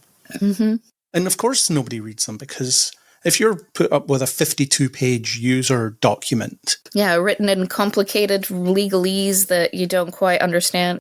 Yeah, you have to get your solicitor to look over this document before you agree to use a streaming service. That's how complex it is. There should be some legislation in place that says that they have to make these things like a simple one-pager that you could reasonably read and understand. But nobody reads them. I don't read them, because who has the time? I think I'll skim. Is there anything egregious? It's usually in the liability section and anything about data and privacy and stuff like that. I'll skim that and just see if there's anything that stands out. Anything that says you grant us perpetual, irrevocable license to use your whatever for whatever. Anything that's like, we can take your data and transform it and make something and then not compensate you or whatever the heck. If it's something like that, then I'll think twice about signing up to something. But usually it's kind of standard. And even the arbitration stuff, you don't think that you'll have reason to sue Disney because of Disney Plus. No. If it's an agreement around this service rather than all the services that you've ever provided as a company, right now, I'm signing up to Disney Plus. I don't think that I'll ever reasonably have reason to sue you. That kind of seems crazy. So yeah, sure, if anything arises, I'll go to arbitration. But then whatever genius, whatever absolute donkey in that law office was like, we could say this, so then they can't take us to court. And they were like, yeah, we'll do that. Many people, a whole team, decided that that was okay to say. All of these people have no hearts. Jesus Christ. I mean, you and I and this podcast in general, we've all had lengthy conversations about how we are painfully aware that the stuff we like is made by a mega corporation. We know that. It's a dissonance. I don't love the extreme corporateness of Star Wars, but I like Star Wars. It's a thing that with cases like this kind of comes to a head. Based on recent Star Wars output, I'm not sure I like Star Wars anymore. I haven't even seen The Acolyte. Well, don't. It got cancelled immediately. That too. But Ahsoka was so whatever to me that I was like, The Acolyte's out, but do I care? I don't know. I watched all of The Acolyte and I don't know why, because I got very little out of it. At least the lightsaber choreography was good when you eventually got it, but it wasn't really worth sitting through all the boring stuff to get there. Yeah. Anyway, before we get into our small list of trailers, what have you been watching lately? Do you have anything to shout about one way or the other? Right now, I'm making my way through a show called Barry. It's on Now TV in the UK. It's an HBO show. It's got Bill Hader of SNL fame as an assassin who goes to LA on a mission to kill somebody, ends up completely accidentally walking into an acting class and deciding he wants to be an actor now. And in the meantime, he's on contract with this Chechen mob in LA who are trying to get rid of their competition, and he's trying to become an actor, and he's not good whatsoever, but he's enamored with this world he's discovered. Tonally, it's kind of a strange show. It hovers very closely on the line between deep drama. We're talking murder. We're talking like violence and deep entrenched problems with the American military complex because he was a Marine. And in leaving the Marines, he was kind of rudderless and he didn't know what to do. And he got roped into contract killing work, as one does. And he's obviously, though not explicitly, on the autistic spectrum somewhere. He has difficulty parsing social cues and emotions and things like that. And that could also be deeply entrenched trauma also, making this difficult for him. And so the acting class kind of unlocks a self-awareness and a desire to look a little deeper into himself. And it's deeply funny too, especially the acting stuff. Oh my goodness. There's a couple of really great side characters. There's this one guy, Noho Hank, North Hollywood Hank, who is a Chechen mobster played by Anthony Carrigan. Oh yeah, he was in Gotham and The Flash and so on. Yeah. Bald guy. Yeah, bald guy. He has full body alopecia. So he has no hair on him whatsoever. And NoHo Hank uses this to extreme comedic effect. He's just this phenomenal dandy, would rather be a hotel manager, except he has to manage the Chechen mob. He takes a liking to Barry, and they really go far in ridding LA of rival mob situations. It's very funny. It's very dramatic. I started it years ago, and I went through a period where it was a little too violent for me. I was like, I don't feel like I want to watch this right now. And recently it kind of came back into focus because the latest season came out. And I was like, actually, I wouldn't mind catching up with this. And so we've been slowly making our way through the seasons I hadn't seen. So now we're in completely uncharted territory. Neither my husband nor I have seen this new bit. It's quite good. I'm curious to see where they're taking it. How many seasons is it? Right now, I'm on season 4, and I want to say there's 5, but I'll just double check. No. So 4th is the last one, the latest one. All right, so it's ending now. It ended 2023, so this is the last season. Okay, so you're catching up with it, so to speak. Yeah. That sounds interesting. I like Anthony Carrigan from what I've seen him in. Gotham and The Flash. He is the highlight of this show, for sure. I've seen him interviewed and stuff, and I think he's very grateful that people find roles for him with his full-body alopecia. I think he describes himself as always playing the weird-looking guy, and he's sort of own that. He's decided he's going to own that. Yeah, I was reading about him as a person too, because that happened in his 20s and he had to deal with that psychologically. And not only did he embrace his condition, but using it to his advantage both in his acting and in his real life. Apparently, he met his wife on the platform of the New York Metro, and his wife is a professional chess player from Serbia. Shout out Serbian brethren. And she was like, wow, this man has so much confidence. That's the only way to live, honestly, alopecia or no. Would that we could all have this level of embracing oneself. Phenomenal. And also, yeah, he's a great actor on top of everything. Oh, well, check that out. Anything else you want to shout out? I'm working on a couple of things up to my neck in podcasts right now, which is kind of wild. I'm launching a podcast that's interviewing authors who use music in their writing process. And that one's called The Right Song, right as in writing. That should be out. Yeah, I don't think September, maybe October. Just because in September, I'm launching this other thing with Strange Horizons, which is the online magazine that I've been volunteering for the last little bit. We just won a Hugo Award. Well done. Thank you very much at the Worldcon in Glasgow recently, which I went to and then had to leave because I got COVID. Name me a more 2024 thing than I got COVID and I had to leave my much expected and much awaited experience that I was looking forward to for a year. Never mind. It's fine. Well, a 2024 thing is there's no obligation to leave anywhere when you have COVID. You can go anywhere with it. Technically, I suppose, but I don't subscribe to that. I wouldn't do it either. Yeah, I didn't have any symptoms, which was the craziest thing. I tested very fully positive, you know, when the test is bright red and angry. So it's like, yeah, no, it's definitely happening, but I didn't feel anything at all. And knowing that I have it, and then to go back into the convention and get other people sick, I couldn't possibly. Because it was in Glasgow, it was easy enough to change my travel plans and just fly back to London literally the same morning that I found out, and just kind of took it from there virtually. Just hope you didn't infect a full plane load of people. Well, I masked up, obviously, so hopefully no. But the only thing we could do was just to scurry home and just kind of barricade. But yeah, so on the back of the Hugo win, it also turns out it's our 25th anniversary. From September onwards is our 25th year as a magazine. Wow. Yeah, it's been quite a long time. And what we want to do is interview people through our history, people for whom, say, we gave them their first publication and then they've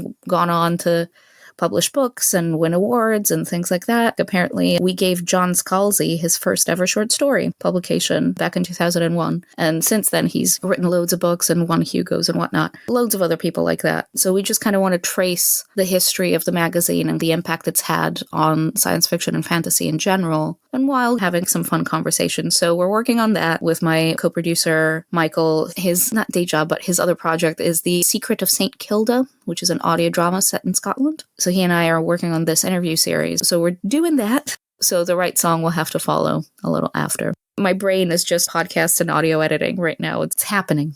Yeah, I know the feeling, especially the audio editing.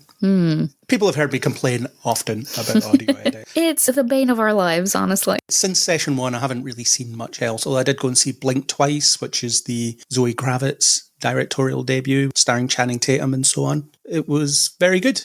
Okay. It was very strange and very unsettling, but I really enjoyed it. Zoe Kravitz, she's a double threat at the very least. I don't know if she has a third talent that we don't know about yet. Well, she may be a musician like her father.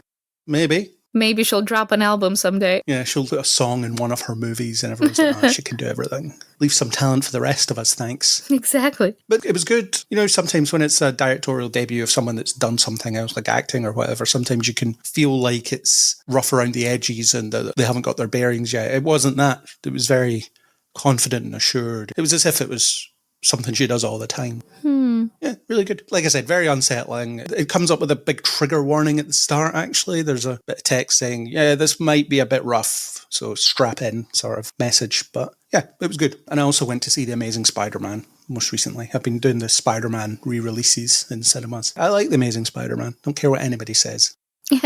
Starring my favourite live-action Spider-Man, Andrew Garfield. And I didn't plug it last time as in session 1, because I hadn't actually released anything yet, but my Star Trek Prodigy writer interviews are starting to come out, all 2 of them. I've released one of them, about an hour and 40 minutes, with Erin McNamara, who is one of the head writers on Star Trek Prodigy, and she had so much to say. It was amazing. Oh, that's awesome. Can't wait. Even if you haven't seen Prodigy, and you're interested in the process of writers and how they collaborate with writers' rooms and how they put a show together and how they write stuff, it's very interesting from that point of view, because it doesn't matter whether it's an animated show you're working on or a live action show. The writing process, it seems to be largely the same. And the way she talked about how they did it in their writer's room was really interesting. And the other interview with Aaron Walke might be out by the time this comes out. It's pretty well into editing at the moment, so it'll be hopefully done. And then I'll be doing another interview as well with the showrunners who I interviewed for season 1. So with season 2, we'll be doing that again. Hopefully that'll get set up pretty soon. It's one of those, can you run this by the PR, even though we could just organize it ourselves? And the PR's like, yeah, okay, I'll ask them. So even though I'm in contact with the showrunners directly, I have to do it through this intermediary. Yeah.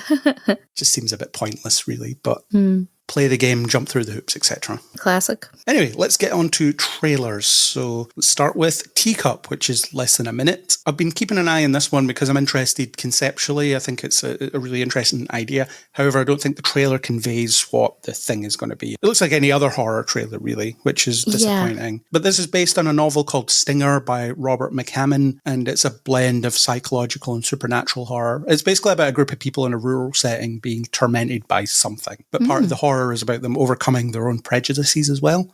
So stuff like race and so on. The psychological torment as they deal with their own worst fears and aspects of themselves that they need to face and they may not like looking in that mirror and so on. That's the reason why this is 8 episodes, because there's quite a lot in that story to bring out, but then they make a trailer that just makes it look like any other generic horror guff, so you're not really selling it. Peacock, the streaming service that nobody has. Nobody, literally. Why would I sign up to this? I clicked on the synopsis from the Peacock website and it said, this isn't available in your region. That tells you everything you need to know. Neat. Thanks. I could have got into the American site easily, but I just didn't bother. Yeah. I looked up a different article that explained things for me. But this is one I've been interested in for those reasons, because of the idea of this variety of different horror aspects being blended in and see if they can make everything cohesive in a way. But yeah, this 8 episode thing, because the book is so dense, it does have so many of these different things. Yeah, I hadn't even heard of this, to be honest, until watching this trailer, and it really didn't tell me anything at all. So it's not something that I had on my radar or anything like that. The cast sounds interesting. Scott Speedman, who we haven't seen since probably Underworld. Shout out to early 2000s vampire movies. It sounds interesting, and the anthology almost element of it sounds cool, but it's one of those very badly marketed shows that will probably come and go and people won't really be aware of it. No, especially outside of the US, because I don't know where Peacock stuff goes outside of the US, if anywhere. Over here, it partially exists on Amazon Prime as a sub-channel, sub-subscription. Oh, okay. You go on your Prime, you have to have Prime first, and then you can start a subscription through Prime to a bunch of things. Shudder is on there, Peacock is on there, some other US-only ones that I don't recall right now, but I once had a Peacock trial just because I wanted to see the new Frasier season.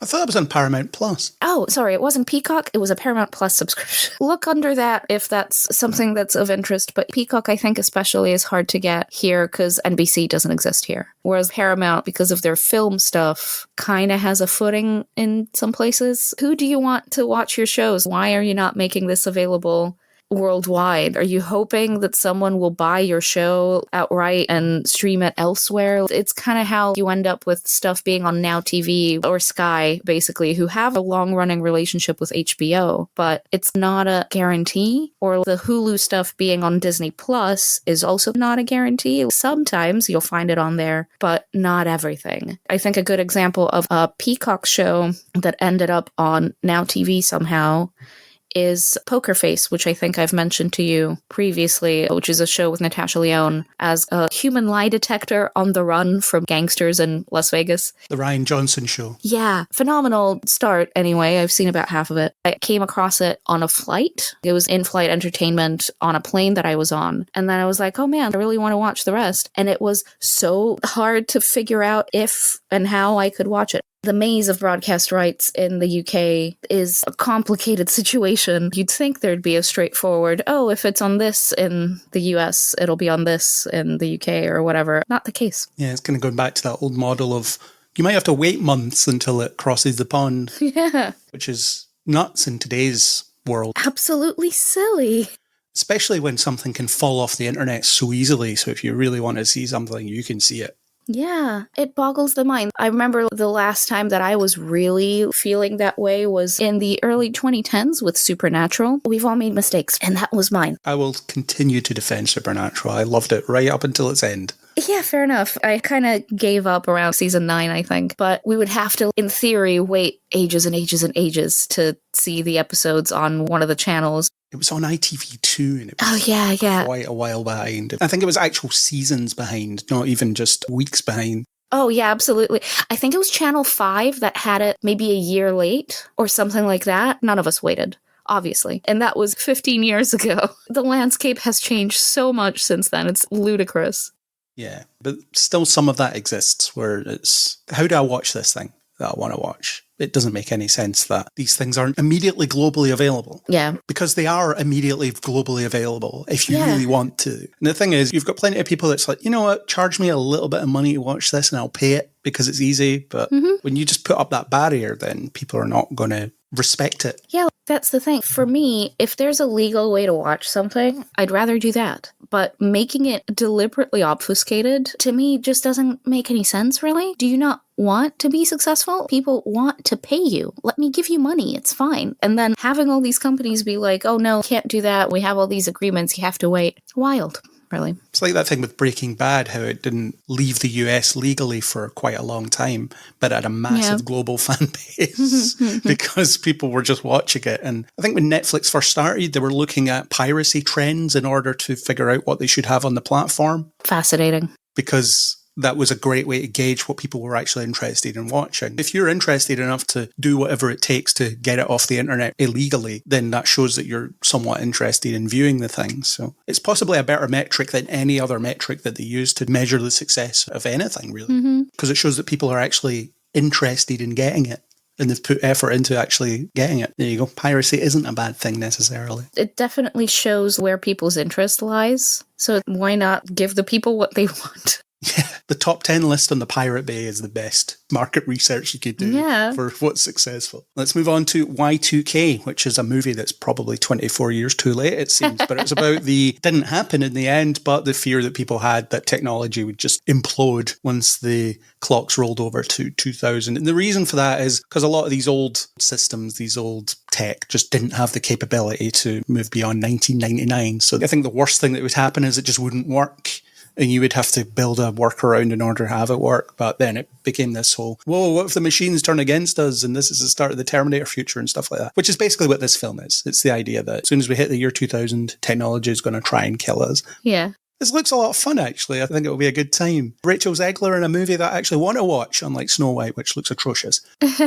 It does look a lot of fun. I will enjoy this, I think. I am really looking forward to this one. It looks very silly. Seeing the various electronic devices in a house party come to life and attack people, which, is a sentence I never thought I'd say, but here we are, was, this feels silly, but I'm sure there's more to it.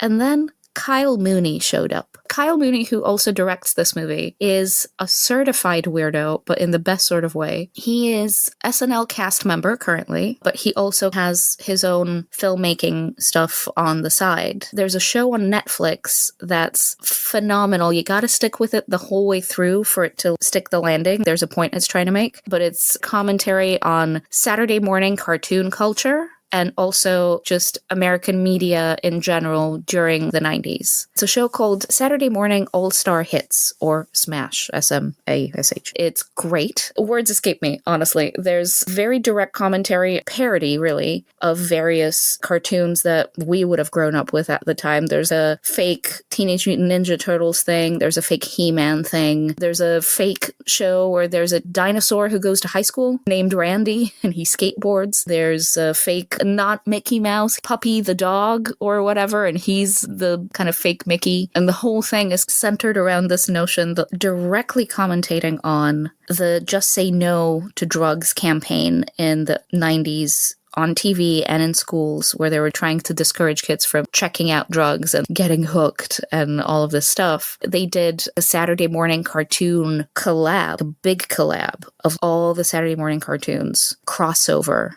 episode where the characters would break the fourth wall and tell the kids to say no to drugs. So it directly parodies that, but makes it about saying shut up. That saying shut up is an evil thing to do. It sets you up with the various episodes of these fake TV shows just so that they can have the big crossover episode, which is then interrupted by other media. It's truly a masterpiece, and also it's very quotable. It's hilarious. Highly, highly recommend. He also made this really strange movie called Brigsby Bear, which is about a guy who was abducted as a child by a couple who thought the world was ending. And so they all live in a bunker. And the father, the guy who abducts him, is Mark Hamill.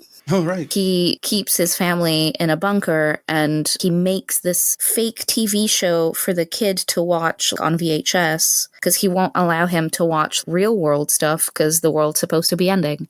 And so Mark Hamill spends a lot of time making this fake show about a bear called Brigsby, kind of alien scenarios, and he swoops in and he saves a bunch of people, and there's an antagonist wizard, and there's all of this stuff. And then there's a raid, and Kyle Mooney's character gets rescued. And so he finds out that he's been lied to and that the world isn't ending. And that the guy who he thought was his dad was a criminal. He abducted him. And so he spends the rest of the film trying to recreate Brigsby Bear with his real family and some new friends that he makes, and tries to make sense of the world through the only medium that he's ever known. It's truly bizarre. Truly bizarre. I don't think that I'm even selling to you how bizarre it is, but it's great. And so this trailer leaves a little to be desired for Y2K. I gotta be honest. It's fine. But I feel like it's Kyle Mooney. There's probably other stuff in the film that is way too weird to make it into the trailer without having to explain it. Because that's what Brigsby Bear is. If you watch the Brigsby Bear trailer, it doesn't quite make sense. You're just kind of like, what's happening? They don't quite tell you what the plot is. So I'm keeping an open mind for this. I like Kyle Mooney. I'll watch anything he ever makes. So sign me up for this weird movie, I guess. Yeah, the trailer makes it look like a fairly standard apocalypse horror. It starts with a bunch of teenagers at a party, and one of them wants to kiss a girl at midnight because it's New Year's Eve, and then the world ends. And they have to survive. The VHS player comes to life and a Tamagotchi impales someone. Again, there's a weird fascination that Kyle Mooney has with 90s culture that creeps into basically everything that he does, which I find really interesting as a 90s kid. Obviously, he's American, and so his point of view will be quite specific, and it won't be the same as yours, who grew up in Scotland, or mine, where I grew up in Greece. But it's still kind of fascinating to see that commentary through art, to just be like, wasn't it silly that we were worried about this Y2K bug? Let me make this Tamagotchi eat somebody. Sounds great. Around late 90s, early 2000s, there was a lot of stuff around technology will turn on us, the Y2K thing. I remember there was a Simpsons Treehouse of Horror episode that was basically this movie. Yeah. Where it turns 2000 and the toaster tries to kill them and stuff like that. So it's familiar ground, but if you think there's going to be something extra to it, then that's interesting. And even if there isn't, it might just be a fun little apocalypse horror. Yeah, truly. I agree that I may be overselling this. I may be overhyping myself because I noticed that it's a Kyle Mooney movie. The thing is, I don't think that he leaves things to chance. I do think that there will be something that's a little more nuanced about the plot or the characters or whatever than just what we've seen in the trailer. Just because I know that he's a weirdo, capital W weirdo. I can't explain to you exactly how his mind works. I highly recommend his work, but once you've seen it, you can be like, oh wow, yeah, no, he's not just a typical do it for the money kind of filmmaker. So I'm keeping an open mind here. Some of the cast are very much the I'll do anything sort of actors, like Julian Dennison. He has been in some pretty ropey projects. Rachel Zegler as well. She's talked openly about the fact that she'll just do whatever for the money. I mean, it's fair enough. Girl rose to fame through Twitter, right? Get your bag, honestly. Twitter and YouTube, yeah. Yeah. She was quite open about Shazam 2, where she said, I didn't do this for any kind of artistic integrity. I did it because of the paycheck. And people are like, how dare she insult this DC movie? And it's like, a job. Have you seen her role in that movie? I don't think anyone could look at that character and think, yeah, this is going to be the highlight of my career. She was good enough in it, I think, and I like that movie, actually, but her character is thin. Yeah.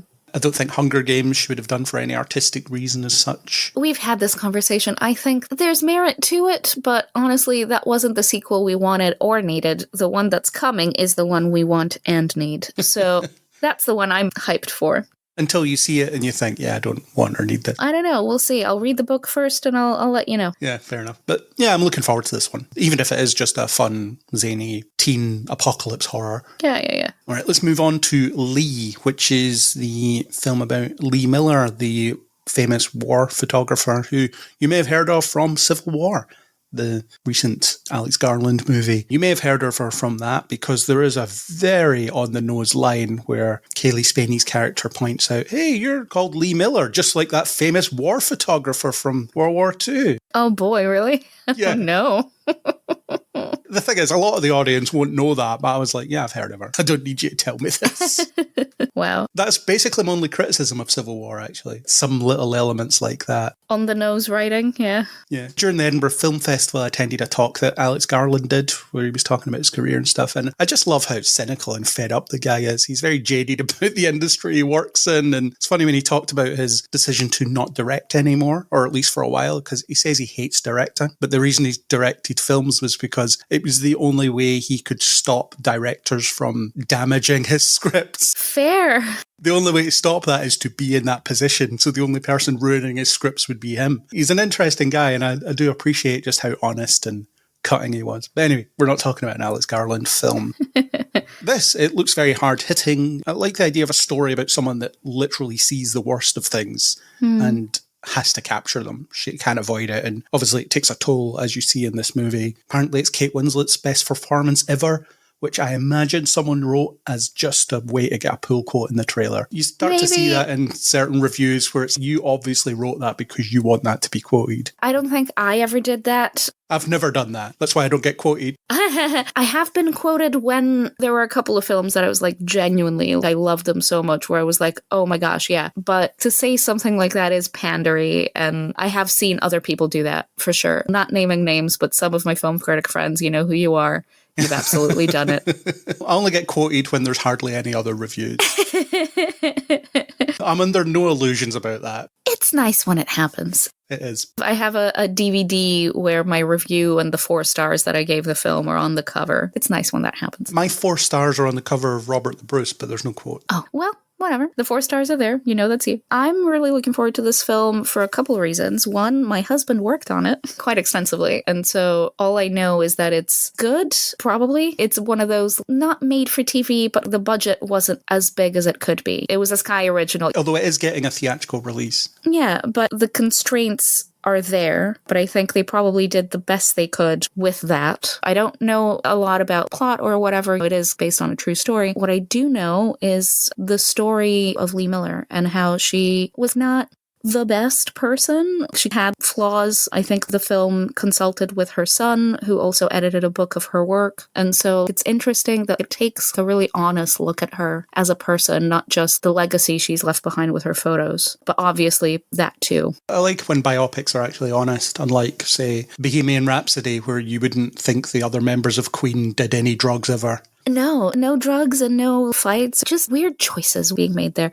This just seems like a project made with a lot of love and perhaps less money than it deserved, but hopefully it'll get a good response. I'm really interested to see Andy Samberg in the dramatic turn. He plays this other photographer or journalist from a magazine. He was quite famous alongside her at the time, and they had a contentious relationship, I think, at least professionally. I kind of have him in my head as just a comedy guy. I enjoyed him in Palm Springs, which kind of has a slight dramatic element to it. It's not just Brooklyn Nine-Nine, haha. Well, he does have range. Yeah, he does have range. Even in Brooklyn Nine-Nine, you saw elements of that. That's true. I'm interested to see him in a role where the comedy is not existent, because it's quite a serious film, I think. And so to see that will be something. It does look good. So we'll see how it pans out. But it's interesting that there's 2 Lee Miller projects in the same year. This one they've sat on for quite some time. This should have made it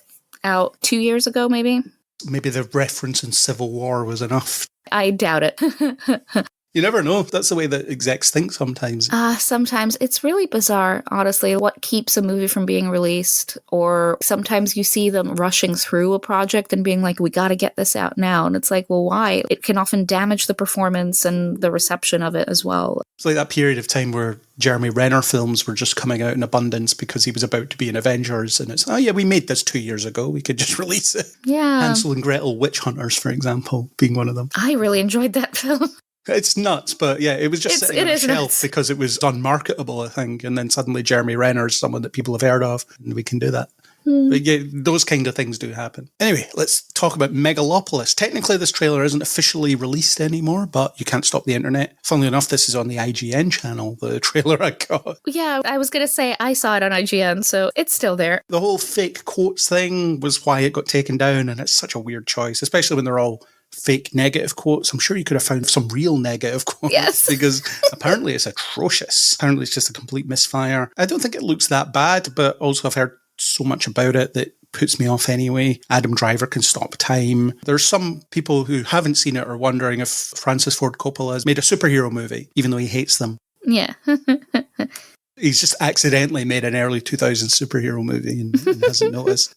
I don't know. I doubt that's the case. There's some weird stuff with it. There's apparently a scene where someone interacts with the screen. So someone has to come in and talk to the screen. Oh. I was listening to a podcast, I forget which one, but they were talking to someone that had to do that at the festival it played at. Oh, yeah, that's right, in Cannes and stuff. So you just walk in and then, I don't know, Adam Driver speaks to you as the person that has to interact with it and you answer the questions or whatever it is. And it's just a weird thing. How would you do that at home in the home release? Are Cineworld staff going to have to do this when it comes out? It's a bit insane as an idea. Yeah. I've heard enough about it that suggests that it's probably not going to be for me. It's going to be super long and really boring. I've somehow managed to silence that whole, oh, you need to see that urge that a lot of people have. Now I don't have it. The thing is, if I'm just not interested in something, I won't go and see it because I don't feel any burning desire to be part of the conversation. So in this case, I probably won't see this. I think it's like 3 hours long or something like that. The commitment that one must make. Yeah. Just so I can go online and say I didn't like it. Whatever. Yeah. I was reading about the film's journey because he's been trying to make this for like 40 years or something crazy. Yeah, he sold off parts of his vineyard and stuff like that in order to finance it. Yeah, and he's been wanting to make it since the 80s. It's one of those, oh, I saw this movie, and now I want to make my version of this movie. And that was Metropolis. Yeah. And then just being like, oh yeah, I want to make this film about how the Roman Empire falling is kind of like America falling, which in itself is not a bad idea. It's not a bad concept. But in actuality, in the execution of this, creating this really bizarre device where you have to have someone interact with, I mean, that's just kind of nonsense. Just make the film and tell the story. Tell the story of how America as a superpower is in decline and it's its own fault. You could make that movie. You could tell that story. Instead, you're just weirdly up your own butt about your own work, trying to find fake negative quotes about his older work to justify what a misunderstood genius he is a weird take and a weird way to promote something. Watch my movie. You didn't like my old movies. But I promise in 10 years, you'll think it's a masterpiece. Yeah. Gosh, I mean, I hope we do, but I kind of doubt it. This kind of feels like it's a miss all around, and it's kind of his fault for doing that. So now we're just kind of like, okay. Oh, Francis, my guy. There's those videos released of him sexually harassing extras and stuff like that as well. So there's a lot of things tainting it in that respect, the behavior on set. And apparently some of the actors, like Adam Driver, was just ready to walk off at various points. Yeah. It just seems like a whole mess. Yeah. The thing is, it's one of those weird things for me where it's, oh, it's a sci-fi concept and I'm interested in it, genuinely. Oh, an architect that could stop time at the turning point of this empire in decline. I'm here for this Hugo-winning novel. Here for it. But it's very clearly so full of itself. And just trying to emulate things without necessarily, and this is maybe just reading way too deeply into the trailer, but I don't know that it's paying the tribute to Metropolis and whatever else inspired him that he thinks. Instead of it being like, oh man, I really loved this old school sci-fi talking about big philosophical concepts, but through this narrative device. Nah, it just seems like you got a bunch of people to sign on to this project that's about how great you are. And seeing yourself as this guy who has the answers and nobody's listening to. The film that you, Francis Ford Coppola, couldn't get financing for, which maybe should tell you something. You sold your millions worth of stakes in your business so that you can make this movie like 40 years ago, and then it didn't pan out, and we're still doing this now, and people are still not responding. It's one of those things where I really wish that it could be good, but I don't think it will be. No.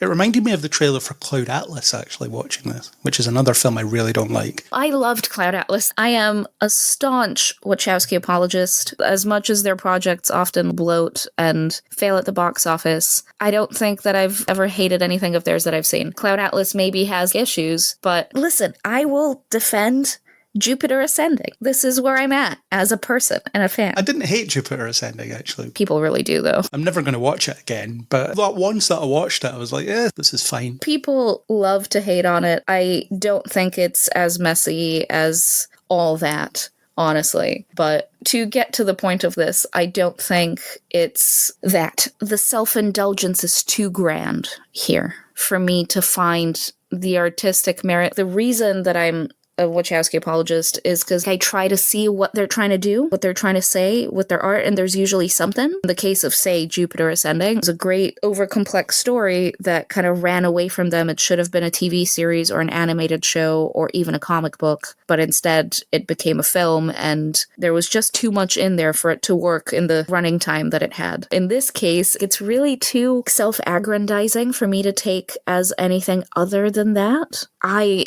am such a genius and you haven't understood me or respected my work, so this will show you. What a bizarre way to promote a movie and to go about your life, honestly. Very strange. So will you be seeing this? Yes. Okay. See, I probably won't. From morbid curiosity, probably yes. The only thing is the 3-hour runtime exhausts me already. I'm already tired just thinking about sitting there for 3 hours. I've very rarely left a movie halfway through. Almost never, actually. There was one film, I think it was called The Congress or something like that, and it was an animated meta Hollywood thing with Robin Wright and Danny Houston and a bunch of people ahead of its time, I suppose, in that it was about AI likenesses of actors taking away their jobs, and set in the futuristic setting where that is the norm. And Robin Wright has to renew her contract, and she goes through this big meeting with everybody. I just remember them being underwater for some reason. I will tell you, I left about 3/4 of the way through. I was like, oh my God, I get it.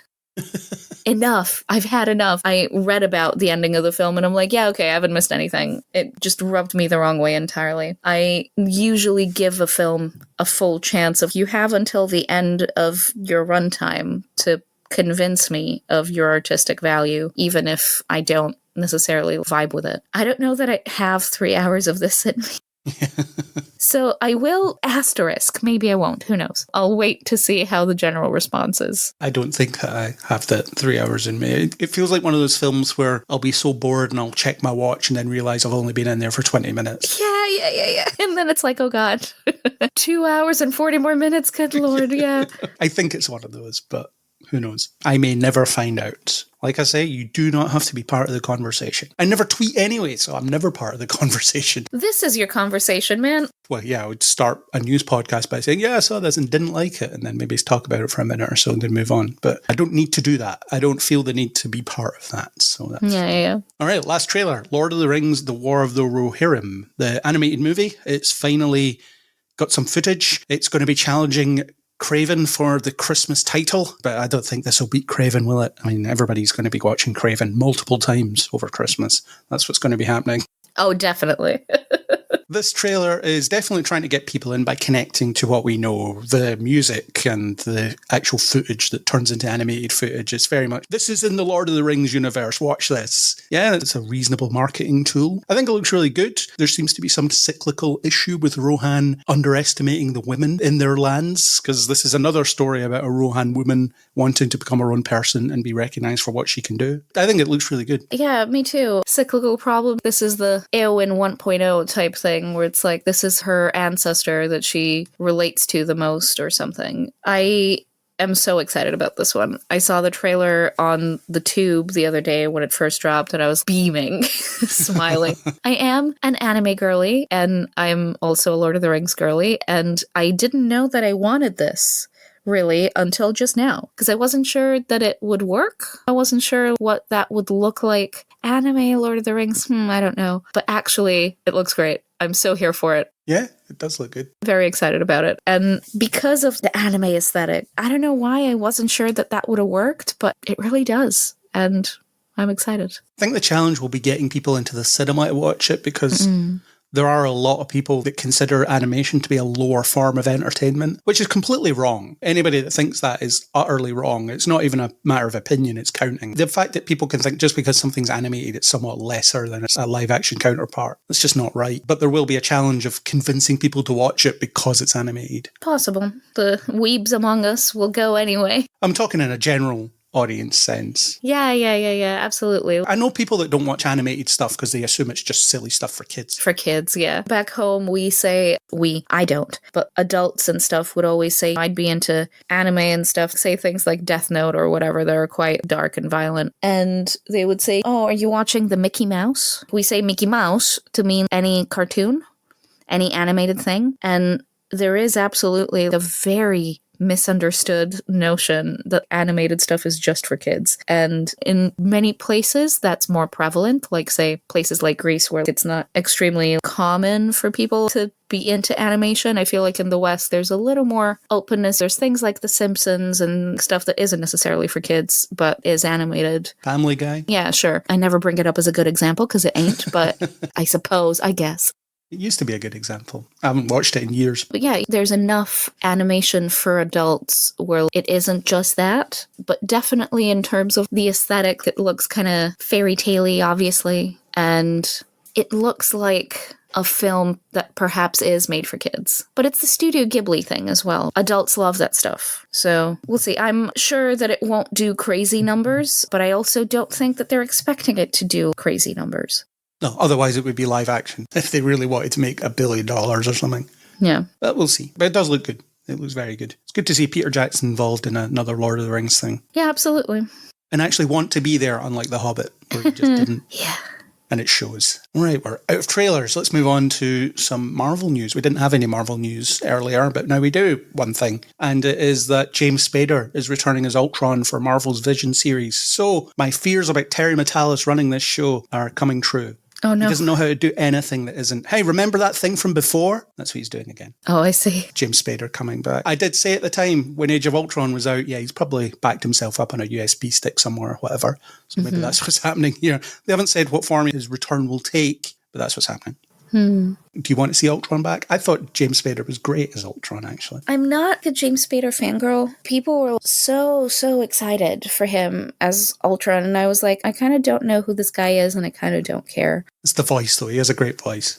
Sure, but at what cost? I didn't like the character, really, so I kind of don't care about any of this. And Marvel's in this weird in-betweeny place where they really don't know what to do right now. And so they're just kind of like, hey, you liked Spader, right? We'll just bring him back. You liked Iron Man, right? We'll just bring RDJ back, no problem. Apparently it's $90 million that Robert Downey Jr. is going to be making for those two movies. Yeah, sure. This is coming from the company that couldn't afford to pay their actors and writers. Oh, they've earmarked this money. We can give $90 million to Robert Downey Jr. and 85 to the Russo brothers to do two movies. But we can't pay fairly, not at all. I don't have any particular feelings about this. That's all. Okay. If it turns out to be good, that's great. But also, I'm not hyped. There's no hype in me. My particular feeling is after Star Trek Picard Season 3, Terry Matalas needs to have an idea that's his own. and he just doesn't. I haven't seen 12 Monkeys or any of the other stuff he's done, but I'm going to venture a guess that he probably took things from other areas too and passed them off as his own. Although in Picard, he wasn't really passing them off as his own. It was very much a, hey, remember this? For 10 episodes, and it was obnoxious. So I feel like he's going to be doing that again, which seems to be meshing with Marvel's current thought process anyway, which is let's try and recapture the $1 billion a movie era any way we can. Yeah. When you say 12 Monkeys, do you mean the TV show? Yeah. I did see that. It starts off really strong and then quickly dips. Quickly. It's a free fall. It's pretty bad. I did try and watch it, and I never got more than 2 episodes in. I tried to watch it twice, and it just never grabbed me in the first 2 episodes either time, so I didn't continue. But Star Trek Picard really hated. Actually, most of the show, but really hated season 3. It was trying to pander to me, and I don't like being pandered to. Like you say, I don't think anybody's really nostalgic for Ultron. Yeah. That's the thing. It's a bizarre... I think people love working with James Spader, and that's great. And it's great that he's a lovely guy and a good performer and all of that. But of all the things you could bring back and the nostalgia factor that perhaps you're trying to inspire, this one ain't it. Well, in theory, it is important for Vision because that's where he came from, but... It depends what they do with it. But I don't have much confidence in Terry Matalas' ability to do something that makes me think, oh, that was good. So there we go. Yeah. Marvel continues to just fire off in different directions. But apparently this is the third part of a trilogy that starts with WandaVision, continues in Agatha all along, and culminates in this. I don't know what that means. Oh, okay. How can you have witches to technology? I suppose the trilogy aspect of it will be that Vision was in WandaVision and will also be in this. Does that mean he'll be showing up in Agatha all along? Who knows? Maybe. That's it for Marvel. There's very little on DC. Actually, nothing on DC, except from the fact that Superman has wrapped filming and James Gunn has a whole year of post-production, which you shouldn't have to shout out as being amazing. But in today's landscape, it's kind of amazing, especially when the Fantastic Four is out roughly about the same time and they don't even have a finished script and they're already shooting. So it's pretty clear who has all their ducks in a row and who doesn't. At least in terms of making something happen. James Gunn talked about how he had only done like a day of reshoots between his last 3 films because he's obsessive about making sure the script's finished, making sure everybody has a copy of it, making sure the CG animators have time to do their work and stuff like that. So if true, well done. Yeah. I have high hopes for a Superman movie. He's saying and doing all the right things as a filmmaker and as a producer. Although, obviously, on the Marvel side of it, they don't really let you have that level of control and preparation. So it's a double-edged sword in a way. They would let James Gunn have that level of control because I guess they trust him to make them the money back at the end of it. But that won't be the case with all the people they work with. Even if they can be trusted, they won't trust them, if that makes sense. Yeah. Matt Shakeman for Fantastic Four, I don't think they will be letting him run it as his movie, so to speak. Yeah. Anyway, let's move on for some miscellaneous stuff. Paul Rudd and Nick Jonas to star in musical comedy Power Ballad, filming underway in Dublin with John Carney directing. Oh my God, yes. I am, first of all, so here for a John Carney movie. Same, always. I love John Carney so much. Did you see his most recent one? Which one? I can't remember what it was called, the one with Bono's daughter in it. Oh, I don't know that I have. Hang on. The last one of his I saw was Sing Straight. No, that was... That was ages ago. No. Yeah. Oh, Flora and Son? No, I haven't. That's the one. It was good. I liked it. It had Jack Rayner in it as well, who was also in Sing Street. I love John Carney very much. Sure. Paul Rudd, sure. I have enjoyed that his films so far have been relative unknowns, Begin Again notwithstanding. I think that was his most Hollywood. Yeah, I love Begin Again, but yeah, it is... I loved it. Loved it. Probably one of my favorite films of that year. So here for this, whatever it is. Yeah, it doesn't say anything about what the film is about, but it's something he's been working on for years. It doesn't matter. Power Ballad, I'm sure it's going to be fantastic. Interesting with Nick Jonas, I don't know what kind of an actor he is. I think he's okay. What have I seen him in? Les Mis? He's done theater extensively and stuff, so I have less trepidation about Nick Jonas as an actor than I have about Paul Rudd as a singer. I don't know what that's about, but then at the same time, Mark Ruffalo in Begin Again was not really singing.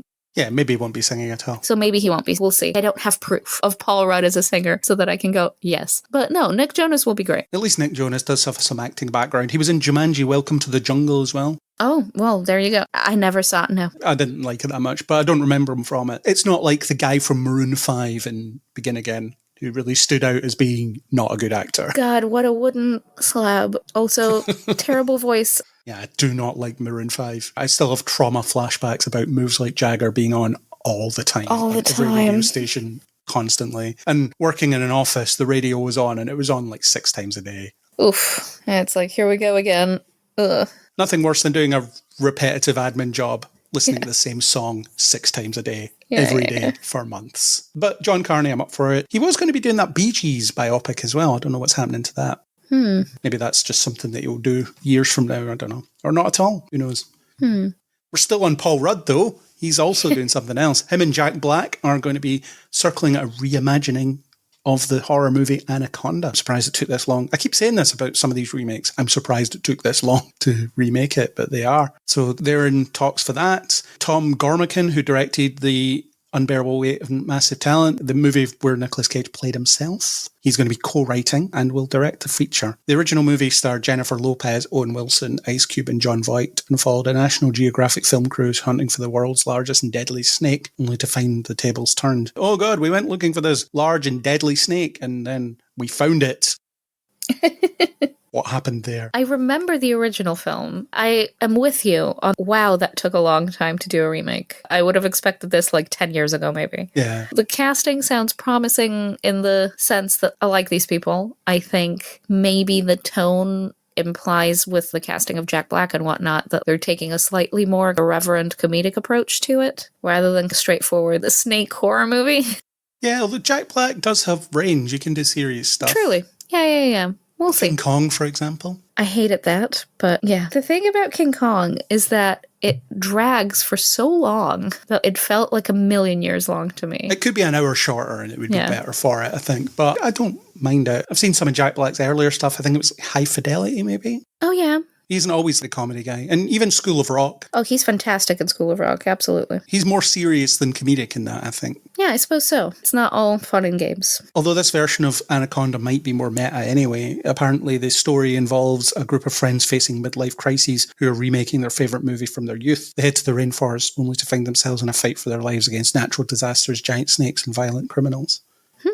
One source said Black would play a director, a man stuck in his job as a wedding photographer, while Rudd would play an actor who did a stint in a cop show, but sees his Hollywood dreams slipping further and further away. And then another source said it was the other way around. I think that would be an interesting spin on it, rather than just doing the same movie again, but with new actors, which a lot of these remakes just are. In my opinion, if you're going to do a remake, bring something new to it. I think this is a good opportunity to refresh and do something a little more fun. Yeah, it could be. Let's move on. Travis Kelce is heading to the big screen. The Kansas Chiefs football star and boyfriend of Taylor Swift has landed his first movie project as an actor. Ooh, I wonder how that happened. He's attached to star in Loose Cannons, an action comedy that is in the process of being set up at Lionsgate. Chad Stahelski, the John Wick filmmaker, who has a first look deal with Lionsgate, is producing with his partner. The premise centres on how every police precinct, at least in this movie's world, has a crazy out-of-control rule-breaking officer on staff. But rather than pair them with a straight arrow and by-the-book partner, the premise here is that an unhinged person is paired with someone just as out of line as they are. All right? It is Kelsey. Is it? All right. I read a pronunciation guide and it said Kelce. Oh, I'm pretty sure it's Kelsey. Whatever. Taylor Swift's boyfriend. Yeah, I do not care about this at all whatsoever. Also, wow, a police movie starring a football player. Color me surprised. This is doing zero things for me. It seems to be pretty obvious why this has happened, though. Yeah. And the way to market it is, oh, look, Taylor Swift's boyfriend's in this. Assuming he is still her boyfriend by the time it comes out, because that's not guaranteed. That's the case for anything, isn't it? I suppose so, but there's enough of a tradition of slut-shaming Taylor Swift that I kind of don't care for that. Oh, no, I'm not doing it. I'm just saying that it's possible the relationship may end in the meantime. Mayhaps. Who knows? And who cares? Yeah. One of the things I could care less about is Taylor Swift's love life. Yeah, genuinely do not give a toss. She's been in a lot of relationships. We still have a lot of women in their 20s or 30s like she is. So whatever. Who cares? She's exactly my age. She is 34. She is, I think, 3 days older or 3 days younger than me. We're very close. December 1989. The things I know for no reason.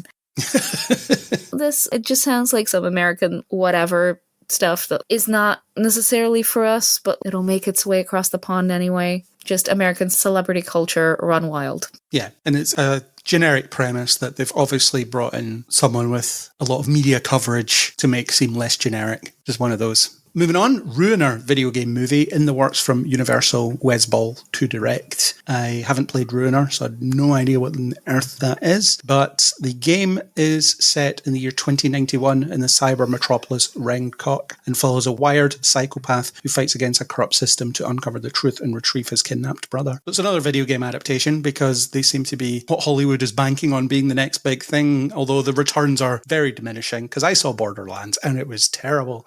Oh, I haven't even attempted. I talked about it at the top of the show, but I was so bored. The movie was playing only for me as well.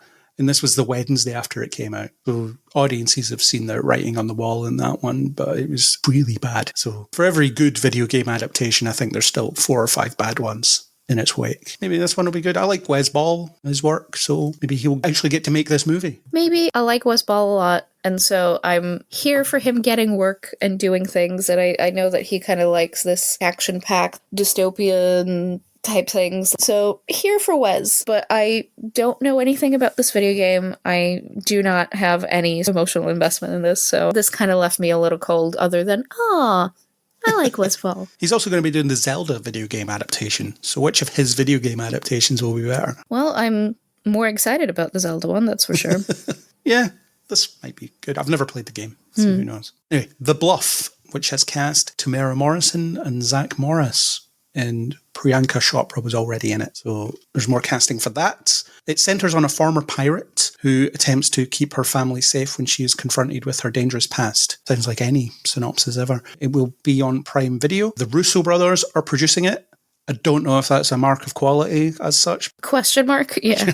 Because pretty much everything they've done since Endgame has been bad. But sure, at least from a production point of view, they can get stuff off the ground. I quite like it when Tamara Morrison gets more work because he's good. Yeah, it's just one of those things where I'm just like, okay, cool. Generic premise is generic. Yeah, a movie. One of the movies ever made. Karl Urban is also in it, though. That's always fun. I do like him. Especially if he's going to be very bitter and twisted like he is in a lot of these things. Zoe Saldana is producing, but she isn't in it. Interesting. I think she's been doing a lot more producing lately. Yes, yeah. All right, well, last thing. Sandra Hüller, Riz Ahmed, John Goodman, Michael Stuhlbarg, Jesse Plemons, and Sophie Wilde board Untitled, and I'm going to butcher this pronunciation, but I'll give it a go. Alejandro G. Iñárritu. There you go, we'll do that. Tom Cruise movie. It's a Tom Cruise movie. I wonder if Tom Cruise is moving back into more of an acting era rather than I'm trying to kill myself era. Just going to throw myself off of the side of this Olympic stadium, don't worry about it. The cast is stacked, and Iñárritu has proven great filmmaker, so let's see. I don't very much know about anything to do with the story or anything like that, but the cast is absolutely decked with great names. Well, the logline centres on the most powerful man in the world who embarks on a frantic mission to prove he is humanity's saviour before the disaster he's unleashed destroys everything. Uh-oh, does that sound a little like a Mission Impossible movie? Tom Cruise is some tech billionaire that has to kill his tech. Yeah, tech billionaire, some AI thing, I bet. Watch this be about AI. God. It does lean into Tom Cruise's strength, though. Exactly. You cast Tom Cruise when you want a Tom Cruise type. He has range, for sure. Oh, he does. He hasn't really shown much of it in recent times. Yeah, exactly. There's some strengths that he kind of plays into. And I said this about Edge of Tomorrow. One of the most interesting things about that is how it's a film about Tom Cruise becoming Tom Cruise. As in, he starts off just being useless and a coward and so on, and then he becomes the best at what he's doing because of just repetition. He eventually just becomes the best soldier ever because he gets to attempt it so many times. But the idea of you would cast Tom Cruise in a role and he walks into the room and someone's like, he's the best at everything. And you're like, yeah, I buy that. So it's interesting that from that point of view of Edge of Tomorrow, seeing him become that to the point where you just look at him and think, yeah, I understand that you're probably better than me at everything. yeah. But I think he will need to, if he wants to continue being an actor, which he probably doesn't need to, considering how much money he probably has. It's not about need. I think it's about having a compulsion at this point. I don't think he does anything because he needs to do it. Let's be clear. But I wonder if he'll move back into your Jerry Maguire type performances or Collateral type performances. Was it Collateral? Yeah. Yeah, no, that was Collateral. Because he can do it, and I think he'll have to at some point, because there'll be not much of him left. Yeah. But it does sound interesting, like you said, stacked cast and good director, and Tom Cruise. I wonder when we'll ever get that final Mission Impossible movie that they say is the final Mission Impossible movie. Oh, is that for real? Well, I think the whole notion of it was this was going to be Tom Cruise's exit. Uh-huh. Which is why it's a double movie. But who knows? I think 4 was setting him up to hand the reins over to someone else. Right. Post protocol. Because the whole idea was Jeremy Renner will do this now because he's younger. And then it blew up and became a big hit. And then, oh no, I'll be back for another 4 of these. And Jeremy Renner will be nowhere to be seen eventually. Poor guy. Yeah, that's it. A number of things that may be interesting, may not be. We'll find out if they ever come out in some of these cases. So thanks for attending for the second session of August News. Pleasure. Thank you for having me as always. No problem. That was our chat about August 2024. Thanks to Neil Stenson for the supplied music. If you like what you heard, please do subscribe on Spotify, Apple Podcasts, or wherever you get your podcasts. Most of these places will have a rating and review system built in. So, Kat, I'll ask you, how many stars should they give us when they go and review and rate on these systems? I would request 5, please. The highest of 5s. The highest of 5. Multiple 5s if possible. The highest rating. And you could leave a comment as well. If you want to discuss anything we discussed here or anything else, you can hit us up on Facebook, Twitter /X or Blue Sky. You can also leave a comment on kneelbeforeblog.co.uk. You can join our community on Discord as well, where we have an engaged community at the moment of a listener who likes to engage with us. So please do join and make that plural so I don't have to keep saying that. For more in-depth analysis of all your favourite nerdy things, interviews, a monthly news podcast like this one, join us next time on Kneel Before Pod.